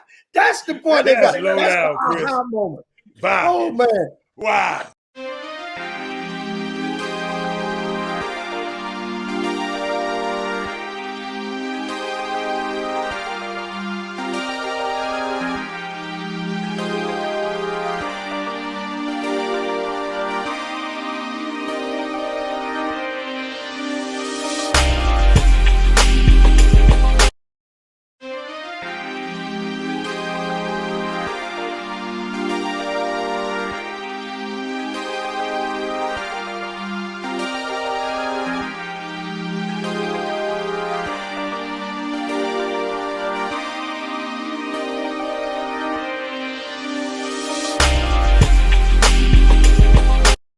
Welcoming the third member of our team, Kayla Gray. Thank you so much. I like that, Chris. Because I like them women. Why them women sound better than you, Chris? I see why you guys don't want them girls to be. Them guys. Let me tell you something. I'm going to be on TV tomorrow. And what time? I'm going to be on TV all weekend. But I don't know if it's Saturday or Sunday or tomorrow or Friday. There's a girl named Monica McNutt. Yes. I love her. With the short hair. unbelievable. Sharp. She got chops on her. She's sharp. She come right Yes. at you. She's snappy. Went Yes. to Georgetown. Girl on point with her game, man. I Monica put her next to McNutt. anybody in the world. She is unbelievable. Check her out, man. She Chris, is. see, can we get her on the show for Women Rock Wednesday? Oh, I definitely get her on. She'll definitely do it. She'll definitely do it. And it's Throwback Thursday. It's Thursday, right? I got to show y'all this throwback, man. The throwback step back. You remember James Harden got his step back. Check this step back out. Watch this step. Look at the concentration in Askin's eyes. Hardaway with a jumper. Well, it doesn't matter. Somebody sent that to me today. They said, Robert, this is a throwback step back. Yeah. Chris, did you ever make a move like that? No, man, I just shoot that J, man. I just shoot that J, man. I just throw it in and listen. You know what? I just shoot that J from deep. I started the whole thing from the parking lot, man. You know what? I knew you had to be halfway good. Because I know it's about two of the most critical guys in the world. And they told me you could play. That's when I started. Because I used to say, can he play? Can he play? And then man, Jimmy please, listen, I was good in baseball, too. Jimmy the only one hating on me about that. Trust me on that. He said when you strike out, you take your ball and bat, man. You take that Eastern bat. They only let play Jimmy on the team because I was on the team. They only let Jimmy on the team because I was on the team. Come on,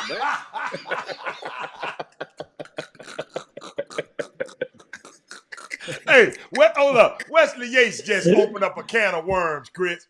What'd he say? What high school coaches were lied to? No, Wesley Yates. Say it ain't so, Chris. Chris, you was a high school coach. What'd he say? Whoa, what'd he say? He said high school coaches will lie also. Oh, yeah, they'll lie. They'll lie. High school coaches? Man, let me tell you something, bro. Let me tell you, guys, I don't want to say it's like dating a woman where you overvalue your importance to the situation.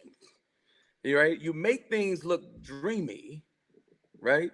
And I'm not saying that that's not your goal to make it happen, but Jimmy, sometimes we all fall short of the glory, right or wrong. We telling you how hey, this is what we can be. We painting a picture for you. Now that don't mean we always live up to that picture. Sometimes we don't get there. So when the facts change, the truth change? Absolutely. So what I'm saying is, hey, Lee, we can do this, we can do that. I lost my job though, so man, we ain't gonna be able to get that house we said we're gonna get. We're gonna have to stay in this apartment for a little while longer. Well, you told me, well, facts change, what happened? The truth changed. Well, I thought we was gonna change this car. I'll do this. Well, I don't have this and that. That little deal I thought I was gonna turn that corner. It didn't work. We're gonna have to drive this Cutlass a little while longer. Come on, Jimmy. You already know what I'm talking about. Well, that's not what I signed up for. But baby, you don't love me? I thought love was more important. All of a sudden, guess what happened?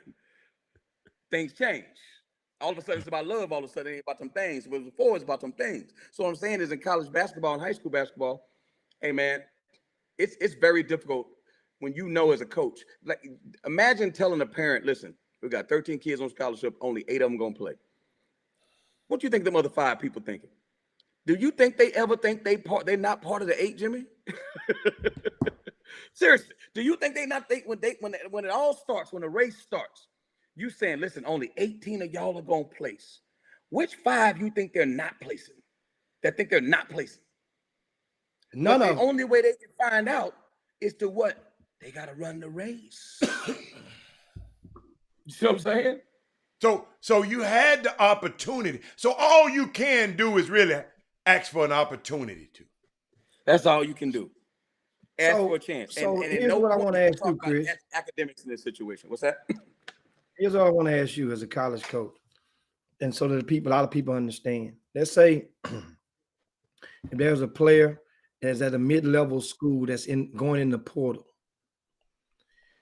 Other mid-level schools, and this kid, he didn't play much, and the team was not part of the top tier in their conference. He didn't play much. Okay. He's transferring. But in his mind, he's going to – what are other mid-level schools going to – are they going to jump and flock to that particular transfer, or is he more suited to go at a level below? No, listen, man, if he's an older kid, look at Zach Nuttall, man. Look at But Zach Nuttall. Nuttall started and led Samuelson State in scoring, Chris. Okay, but He's a that's people lead that make scoring me. team. I know. So, Okay, so make, I was say going to the ask you point, say about. it one I more was going to time. ask you about that scenario next. So say the question one more time. For the kid who rode the bench at the mid-level school, Lord. and then you're going in the portal, what Right. schools would probably be more receptive of you? Oh man, I mean, you're in a tough spot. What level? Well, I don't know if let's say you at the Southland and you at Northwestern State and you riding the bench, right? What you leaving for? Where you going? So my thing is, you're not gonna go to LSU. You're not going to La Tech. So you're gonna actually probably gonna be playing Division II or not at all. Or you know what I mean, like that. You're gonna be playing NAIA because they need players too. Because here's the thing: if you're playing low Division I, that's a good chance. Yo, stop. If you're playing low Division I, you probably a Division II player. Y'all stupid, man. You probably a Division II player. You see what I'm saying? Keep talking, man. Don't look You at the probably screen. hey, you see that dude right there? That dude didn't ride the bench though. That dude didn't ride the bench. He calling play number 1. No, I call play number 4. Oh, that's That your was play. number 4. That means don't nobody shoot before me. That's what it means. Hold on, let me say it again. Oh, that's play. Now that could be 5, Chris. No, that's 4, man. That's 4. But listen though. And let me tell you something. When I went to school, that dog, let me tell you something about the transfer portal. When I went to school in Texas, there was only a couple of dudes that left the state of Texas. This is how different the world has come. Now you got D Hawk on the feed. D Hawk went to Arkansas. This is how potent our AAU team was. D Hawk went to Arkansas. Okay. You had Benford Williams went to Texas. Okay. You had Elmer Bennett who went to Notre Dame. You had Damian Sweet, right? Uh-huh. Notre Dame. He went up there. Notre Dame. Chris Walker went to Villanova. Then you remember the boy, he got a son right now that's really good. Went to Cashmere. Slater went to Wyoming. Mm-hmm. Robert, who's the boy that Madison? The other one, Michael Brown. What's his name? Remember Michael Brown? You don't remember Michael Brown? Went to Madison. Michael Brown. Wyoming. I think he went to Wyoming too. Then you had Calvin Rice, he was the head coach over at where was Calvin Rice the head coach? Beaumont Central. I forget where he went. Mm-hmm. But we had, what I'm saying is dudes really didn't leave the state back then, man. They went to the Southwest Conference, Hatter.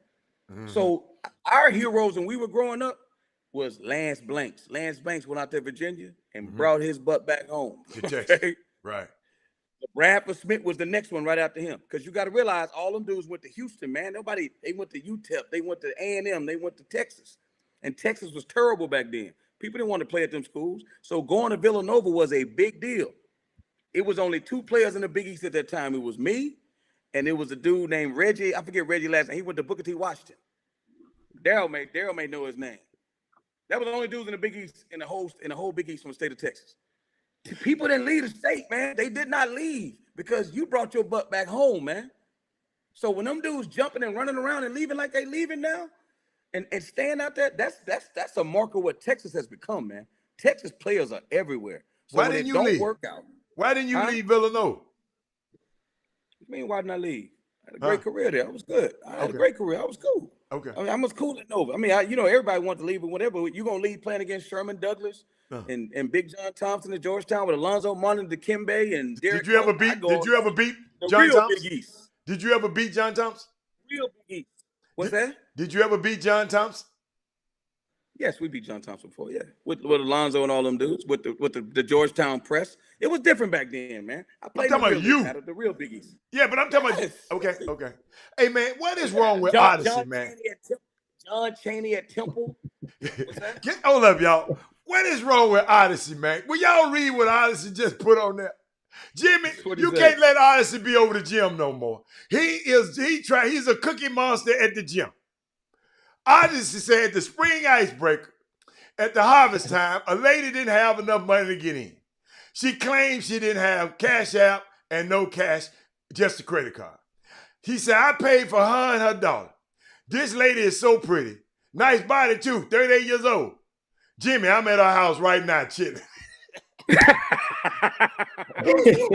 This can only happen on the chop shop, man. I ain't never heard no story like that. And hey, man, hey, Alex is a single man. I mean, hey, I so understand, Jimmy, but God, that's a Cookie Monster. Man, I forgot about the 101. Cookie Monsters. I forgot there were still Cookie Monsters around. Hey, how them Cookie Monsters operating them in the mass, Jimmy? In the pandemic. In the pandemic. Guess what? You don't know why they look until you get out until later on. They ain't gonna take that mask out. That mask fooling a lot of people. Ooh, that mask will fool you, boy. That mask will fool you, Hatter. Hey, wow. Women got no grill. No grillless. So honestly, all you was worth was $40 to get. Honestly, Hey, I got some. What? Chris, what's your take on the Kendrick Perkins video the other day? What he do? After I like his Big son Kendrick. played him. Huh? I like Kendrick. He went crazy. He turned into a PGW. No. Well, not exactly. He had to take. How do you got it on there still, right? Cue it up for Chris. Yeah, he must haven't seen it. Let me see which Kendrick. And this is Kendrick Perkins. His son is like 10 years old, 9 or 10. Played in a young grassroots tournament up in Dallas this past weekend. Hold on. Obviously, Kendrick they got knocked out of the tournament on Sunday, and he made this video right here. I got it. Okay. Hey, listen, man. I had to come on here and address a problem real quick. I'm down here in Dallas right now. One of my sons had an AAU tournament, and today we lost in the semifinals to a great Memphis team. Memphis Prep, shout out to y'all. Man, y'all did y'all thing. Y'all played the right way. Y'all actually had the right grade. Y'all didn't try to cheat the system. That's another story, okay? But I don't know what's going on with this AAU basketball no more, because when I was playing, these type of things that I witnessed over this weekend, this wasn't going down when I was playing. They had 2 fights break out today in the gym, and parents fighting in the stands in front of kids that's running around the gym and playing. They got parents fighting, teams getting disqualified, teams cheating, adding older kids and bringing them down to play in younger groups, all to win a trophy. All to win a trophy? What are you teaching your kids, man? What are y'all teaching y'all kids? Y'all sure ain't teaching them to have no certain type of morals or no competitive spirit. Y'all teaching them how to cheat. And then on top of that, I'm hearing kids curse kids out on the court. I'm talking about 10, 11, and 9-year-olds. And you got to be learning that from the crib. Because if my son say anything or my son say anything out of character, it's going to be me and them when we get back to the house. But this AAU stuff is ridiculous. It's not even about basketball no more. This is a business. And guys are doing whatever, teams are doing whatever just to win a trophy, man. It's getting out of hand. And I had to come and address this problem because I had to leave the gym because I got a headache because I'm in the middle of the game, and on the next court, it's 2 grown men fighting over a game, over a 10U game of 4th graders fighting. When kids are watching these people fight, hey man, this is out of control. AAU, all you people out there who are running tournaments, man, y'all need to clean this up, man. Y'all out of control, man. Parents, y'all need to get y'all stuff together. Hey, listen. You know what that's called? That's called being a good player and don't know what's going on in the other world. That's what it's called. That's what that's called, Hatter. That means I like Kendrick Perkins. That means when Kendrick played, come on, babe. With Butte, come on, Jimmy. Come on. He got the best cut of the meat. He don't know what it's like to be in the grind. He said the best cut of the meat. I like that. I like that. Got the best. Right. Now all of a sudden he see he kind of see what us common folk go through. What them common folk go through. You see what I'm saying? Mm-hmm. Like Dwayne Wade, trying to put his son on good teams, and everybody keeps scrubbing him. That's what the common folk go to, Dwayne. That's what it's like when you're not a superhero. When you can't fly and you ain't got super strength. That's what it's like for the rest of us. Come on, man. But That stuff been going on forever, man. Get out of here with that, man. That's been going on forever, dog. And forever. He's just finally seeing it. That's all. Yeah. Forever. I mean, and guess Does that what? surprise y'all? Does that surprise you, Jimmy? I'm like, that's surprising. Yes. Well, he has 7 more years to go through this, and it doesn't surprise me. He didn't go below the belt with it. He just was venting on some frustration. Remember the fights, and at that low level, I think it's surprising at that magnitude. He didn't say one fight. Yeah, remember fights. He said fights. Chris, so when you're talking about fourth grader, Chris, third, fourth, fifth graders, Jim. And what about them parents, dudes? What about them dudes in Miami that bet on them football games and stuff? Come on, man. That stuff real. It's real to them. Oh, that's right. You talking about Jimmy, what about them over there in Miami? You know what's Luke Skywalker now? Yeah.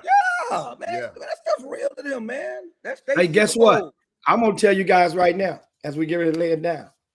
At the Icebreaker, that was a game that almost transpired. That's probably gonna take place in another city this summer.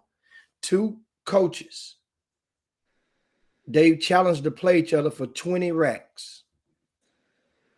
A one-on-one? No, the teams, 20 racks. Oh Lord!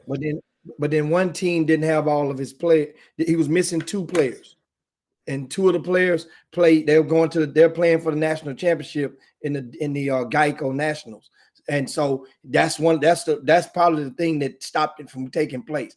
They were ready to get in. They would have played, but they said no.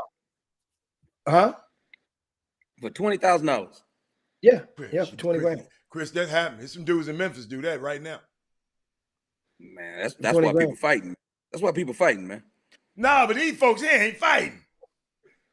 Them folks ain't fighting. They just trying to get it. Dude, I guess you said fighting was normal back then, Chris, fighting was normal. Listen, man, the AAU was not normal when I played. I played a million years ago. My mom didn't even go to the games, man. Okay. Like it's so different now, man. Like these parents are so invested, and I'm telling you, they equate spending money with getting something in return. Think about it, Adam. When you spend money, when you take somebody out to eat, you take somebody out to eat. When you take them on a trip, when you look at your boy Deshaun Watson with that ignorant stuff he in the middle of, it's just ignorance. When people talking about like them trips to Vegas. Yeah, exactly. When they pay for something, they want something in return. So them parents, they want something in return. It's good. Okay. They're paying for a service, but they don't realize when they do that, they're using their kids as a commodity. You paying for something, you want something in return. Why can't you just say, I want my child to have a great experience? I want my child to understand competition and just be a kid. They're not thinking that way. You know what? I don't want to pay for college, so I'd rather buy KDs than buy books. I'd rather buy a plane ticket, go watch him, than buy tutoring sessions. That's how they thinking. I'm gonna get him to the NBA. Dude, I'm telling you right now, man. Them people have every person. If you really want to really understand how this thing go, put your little pennies together and buy and get with Hatter and get you a front row seats at the Rockets game one day and sit there and watch them dudes. Because you can't tell from G95 up top, right, Hatter? You can't tell what's really going on. No. You got to sit on the sideline, Jimmy, so you can be like, Lord, have mercy. Or get on a football game and get on the sideline and be like, yeah, I love my son, but he ain't going to never be able to do this. Hey, Chris. See how big and fast them dudes are. Come on, man. Soon as we start representing Penny, I stopped playing basketball. Come on, man. I said, I can't play free, and I'm seeing the checks he getting. I'm sorry. I wasn't that good. It's a different game, y'all. It's a different game, I promise you. But, hey. I want to remind you guys, of course, the trade is being finalized to send Rajon Rondo to the Clippers in exchange for Lemon Lou Williams. He's going home. They're sending him home. He's going home. And Chris, a short list of the players who went home and excelled in the NBA. Can you think of 5 that actually went home? I'll give you LeBron James in the starting lineup of the 5 players who went home. Clyde Drexler. And excel. Clyde Drexler 2. Let's go. Did Big E Can we get 5? Did Big E come back and play? Elvin Hayes played for the Rockets, did he? And excelled. Oh, excelled. Okay. And excelled. Okay. Went home and excelled. Hey, go back and get the tapes, Jimmy. When Oladipo first came here, where did I tell you he wanted to go? He wanted to go. He wanted to go with Jimmy Butler. That's where he at right now. That's where he at. Somebody said Clyde to Clyde. I'm trying to figure out between Clyde and LeBron. So we're stuck on two guys. Of all of the players in the think about this. In the NBA, how many? That's right. Elvin Hayes not from Houston, from Louisiana somewhere, I think. Yeah, he is from Louisiana. Yeah. Yes, he is. He you know. But I mean, seriously, just think about this. All of the guys, and there are plenty of them that went home and excelled. Mark Jackson played for the Knicks. He went back to the Knicks. Oh yeah. Mark Jackson. Yeah. And look how far back you had to go reach to get him. Keep going. Yeah, I mean, you're right. Keep going. I'm just trying to think. There's three. Let's go. Some names of some guys that went So if you play for a college, that's not your home. No, we're talking about where you were from. Okay. So Chris Walker, he went to Villanova. If he had played for Philly, it wouldn't have meant he went back home. I'm talking about the NBA, not the college. I'm just talking about if he played for Philly. I'm talking about if he had went to the NBA. I know what you're saying. Oh, yeah. Right. I see what you're saying. I'm trying to figure out something. Somebody had to go back to the Lakers that lived in LA. Somebody had to go back there. No, that's the whole thing. We're not saying that you went back home. Hey, Paul George is at home right now. So does Stephon Marbury. Marbury? Yeah, he excelled. Rod Strickland went back to New York. He excelled. Yeah.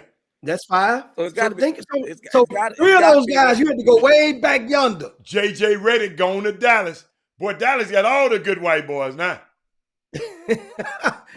Hey, I'm not. Hey, you know what? Mark Cuban doing what Mark Cuban's supposed to do. Derrick Rose, Kawhi. That's what he said. Kawhi, and Kawhi.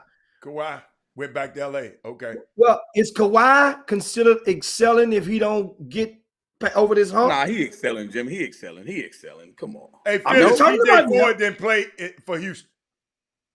She said T.J. Derrick Rose went back to Chicago. Yeah, that's a good one. Yeah, that's a good one. Yeah, Derrick Rose won. So we got about 6 now. No, Derrick Rose started in Chicago. Yeah, he didn't go back. That's right. They drafted him. He didn't go back. He started there. Yeah, you're right. He didn't go. Well, yo, where is Justice Winslow, man? Where's Justice Winslow, man? He in Memphis. He's just getting healthy. He in Memphis. Bernard King went back to New York, but she started in New York, didn't he? Yeah. Where he started it. Yeah, I think. I mean, it's just good. All good names. Think about it. So everybody, that's the dream. So my thing is of how many players went home and thinking that that's going to be the grass going to be greener, you being at home. Them NBA personnel know the risk versus reward. That's why so many players, they're reluctant to bring them home because that's normally the kiss of death for a lot of players. And many of those guys we named that went back, they were at their peak. Corey Joseph went to the Raptors. He ain't that great, but Corey Joseph went back to Canada. He went to Detroit. He went back to the Raptors. No, but he went back to. He played in Canada. He played in. But is he from Toronto? Is it from Toronto? He's from Toronto. He's from the East. That's where that's where Yeah, he's from Toronto. That was a good one. Thank you, Gary Carter. Extra eyes. Steve Francis not from Houston. Maryland. Phillies. Yeah, Chauncey went back to Denver. Yes, he did. Chauncey went back to Denver. Chauncey went back to bad Denver. Chauncey. No, he was good. Chauncey. He was a playoff team. So we had about 9 guys now. He was decent. That was a good one, Ken Gamble. That was a good one. John Lucas came off the bench for the Rock. John Lucas not from Houston though. No, talking about the son. The son is. Oh, he can't. Yeah, but now we talking about did some work. But he didn't excel. We talking about just going back. Talking about and move the needle. Speaking of basketball, y'all check out what's Brian Gumbel's show on HBO. They chronicled Jason Williams. You remember who the star of Jason Williams once played for the Nets and shot his driver? And shot his driver in college. Yeah. Oh, you played against him in college? You ain't never beat him, did you? He's a big dude, man. I'm a guard. Yeah, we beat them, man. The St. John, Boo Harvey. Come on, Okay. man. But we used to whoop up on them dudes Jimmy, a little bit. Sand so Jack you right there, baby. Sand Jack. Jimmy, he That's got right. a rehab center, you know, because he been drinking and drinking. He said most people. This is what he made an analogy. He said most people drink a martini, but my martinis was this big. So I just drank and drank and just drank and drank and drank. He said I messed with cocaine and I drank. But now he got a rehab center called Rebound. That's the facility that what's the guy Delonte West came. It costs a whole lot of money, but it's an activity based. You just don't sit up there and just talk about you go snorkeling, you go jet skiing, you dive out of plane, you jump out of a plane. It's a lot of stuff. It's called Rebound. His new facility, but check it out, y'all. It's on The Sixers got Kyle Lowry. Lord have mercy. Oh, they got him? They got him. Because they said they weren't gonna give up them 2 first-round picks for his ass. Well, guess what? What you won't do, you'll do for love. Bobby Caldwell said that. You know I'm gonna get off this phone and go call. You know I'm gonna call. And the New Orleans Pelicans have indicated that they are not letting go of Lonzo Ball. Yeah, because somebody reach over and slap him next to. I wish I could. Keep Wait a that minute. bricklaying. Y'all keep that bricklaying older brother that can't play. Get out of here. Always hurt, often injured, can't shoot. Hey, what about? I only care about one team. What that team in the Staples Center get? Did they get somebody? They nobody want to go there. They hard capped. They had. You know what I found out about the Lakers? They have to trade dollar for dollar. Because they hard cap. Whoever it is, if it's $25 million, it's got to match with $25 million. They ain't got no room to do nothing. Rob Pelinka, you and them old. I mean, I'm sorry, Chris. I ain't gonna talk about your team. Don't talk about them. I know what you about to say. I know you love them. Chris, how you like that? How you like that? I got that card rate. As soon as you come back to Houston, I got that card rating on you. Yeah, I like that card. You do? We gotta get in that cowboy card. I got it. That. I got it. Get Jimmy out there. Jimmy don't play golf, but he can get the drink. No, look at the see Walt. Man, listen, you know the right thing. You a real cowboy fan. No, I ain't faking the funk. Somebody gifted that to me. I'm about to get it painted. It's gonna have a chop. It's gonna have a chop shop on that joint, Jimmy. Jimmy, we gonna have our own Jimmy. Jimmy, we finna have a chop shop on that joint. When we go to golf tournaments now, we gonna have that thing shipped to the golf tournament. Y'all crazy. But let's get out of here, Jimmy. Good show, man. Yeah. Jimmy, it's games tonight. Junior play tonight. Memphis play tonight. Western Kentucky and Louisiana Tech battle tonight in the NIT. What is that? The quarterfinals. Yeah. That's going on. No, so that's going to be a very. Quarter. And Chris, I wanted to bring this topic up for you. This is the last take before we get up out of here. You a year ago, you made a comment about Kenneth Lofton Jr. had an offer on the table from Georgetown. Patrick Ewing liked him. The support staff was kind of on him. So Pat Ewing saw him and knew what he liked, saw him in the EYBL. Like I say, the staff was like, we can do better. And you made a comment about Kenneth Lofton, and the dad happened to be watching the Chop Shop on that particular episode. And the dad took it to heed and utilized your words as motivation for when they went and chose Louisiana Tech, or why they decided not to go to Georgetown. Now this young man is a freshman All-American at Louisiana Tech, and has been clowning guys from higher budgeted programs and conferences all season long when they play non-conference games. Most recently, Ole Miss. Now you have Charles Bassey tonight, who's a projected one and done, who's going to be a first round pick this season, this year in the draft. What player of the year in the league? He was a player of the year in that league. What happens if Junior Lofton outperforms Bassey this evening? Does he stay at Louisiana Tech, or or has he done all he can do, and that conference need to move on? Nah, he ain't stay, but stay over there, man. Stay over there and keep doing your thing, man. Keep doing your thing, man. Let me tell you something. This is what people don't understand. Somebody said this the other day, and Haller can back me up.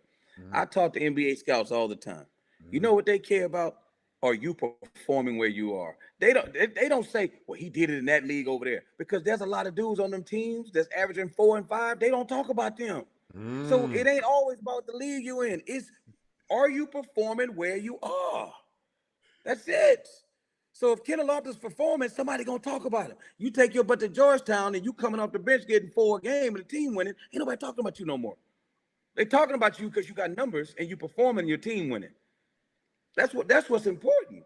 So do that if you want to. If you think you can prove everybody wrong, but why you got to prove everybody wrong? If the NBA go to Uzbekistan and China to find players, you think they can't find players in Ruston, Louisiana? He's on TV. Man. He's on TV. He's on TV every time they play. He's on TV. He's on TV. And I'm gonna tell you another unique thing. And I didn't know, but I had the advantage. That's the Jimmy. I think you was at the icebreaker, but I was giving you updates. I had the advantage of sitting there and watching young Kenneth on the Houston Hoops team, right, Jimmy? And first game, he struggled. He came back and switched his hairdo back up. The next game, Jimmy, all of these top dudes, they was talking about on all them Kate Cunningham and all them people on all them teams. Junior was tearing a new asshole in every last one of them. And I just said, how is he doing? I'm telling you, I was sitting there with Penny. Penny said, wow. It was, how is he doing this? But he got an uncanny Charles Barkley type weight. And I said it.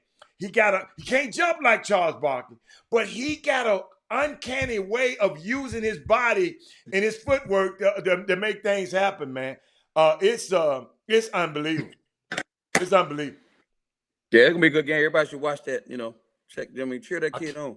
I can't have wait. His hands full, though. And Chris, before you get off, answer this one question. Somebody texted me. They didn't want to put it on the feed. They said, ask Chris Walker what happened in the Bel Air game when he played against Elmer Bennett. Gave him buckets. First of all, won. I think I had 27 and 8 in belt, and he had 31 and 5 with the L. Oh, you okay? All right. Okay. All right. Yeah. I'm on your side now, man. They done told me you can hoop. I'm on your side now. Yeah. Player of the year. I'm on your side. Hey, I'm like Jimmy. I'm always going to be on the winning team. D-Hawk on the thread. He was the player of the year of the state. I might have been second or third. But I think it was him, either Derek Daniels or me or Derek Daniels. Depends on who you talk to. But D. Daniels was good. He went to U of H. But, I mean, that ain't bad, though, from the H, from right there on South Hall. It ain't bad. So stop your nonsense. Walter Yates. Hold that head off. Walter Yates is talking about the Penny recruit Junior. He should have. We can use Junior. We can use Junior. But guess what? James Wiseman and all that. We was 5-star. We was 5-star city now. Boy, you better get believe you me. He learned. You better give some of them 3.5 dudes. Yeah, but he learned. He done learned, Chris. Yeah. Get some 3.5 dudes, man. You on mute again, Pimp. Jim. Yeah, don't forget to go over to rcssports.com, and we have guess what? In the VIP news, we got the line scores from every championship game from the spring icebreaker. Okay. We got all the line scores. You want to know who scored? Everybody that scored a point in all the championship games are now posted in the VIP news. You don't think about it. You don't get that anywhere in grassroots basketball. Not typed up like that. You're going to get some box scores, but not to this magnitude in the line scores without the stats. There's only points that are posted. And also, you go and check out the articles on the front of the website, rcsports.com. Don't forget, we got big news coming next week, more guests next week. Hey, and it is time to slide down Dino's back and yabba dabba do this thing on this baby Friday, which is Friday for us, Thursday for your ass. But this is the end of the week for us. Meanwhile, you catch Chris on CBS on CBS Sports all weekend long on the CBS Sports Network. and catch that upset of Baylor. Don't get mad when Villanova beat Baylor this weekend. Don't y'all be mad. Hey man, Put your V's up. Hey man, put your V's up. Hey man, put your V's up. up. You got one more ignorant outburst like that. Put just your one V's more. Up when the Okay, Wildcats beat Baylor. Don't y'all be Villanova hasn't seen anything like this all season. Guess what? We just won nothing two of the last like four this all championships. Chris, hey, I'm finna do the Jimmy Hicks. I'm gonna bet my right pocket on Baylor. I'm gonna bet my right pocket on Baylor. Jimmy, you know what? The empty one. Huh? No. That's the empty one. I thought you were left-handed. Hey, Chris, it's kind of thick today. It's kind of thick today. Hey, it's kind of thick today. Hold. Wait a minute. Hey, Arkansas got a chance too. I mean, it's Thursday. They got a chance. Oh, okay. No, somebody just sent me a text. Hey, when we come back on Monday, University of Houston will be in the Final Four. Ooh, I like that. I'm with that. And so will Michigan and so will Baylor. But Chris, quick question. What time are you on, man? People want to know. We can't just search that alone. What time? You know what time you come on? What do you mean? What this week? Date? What time would it start when you come on? I think it's 5 o'clock. 5 o'clock. 5 o'clock. On what day? Sweet 16 this week. Okay. Friday, Saturday, Sunday, Monday. Friday, Saturday. Okay. All right, baby. All right.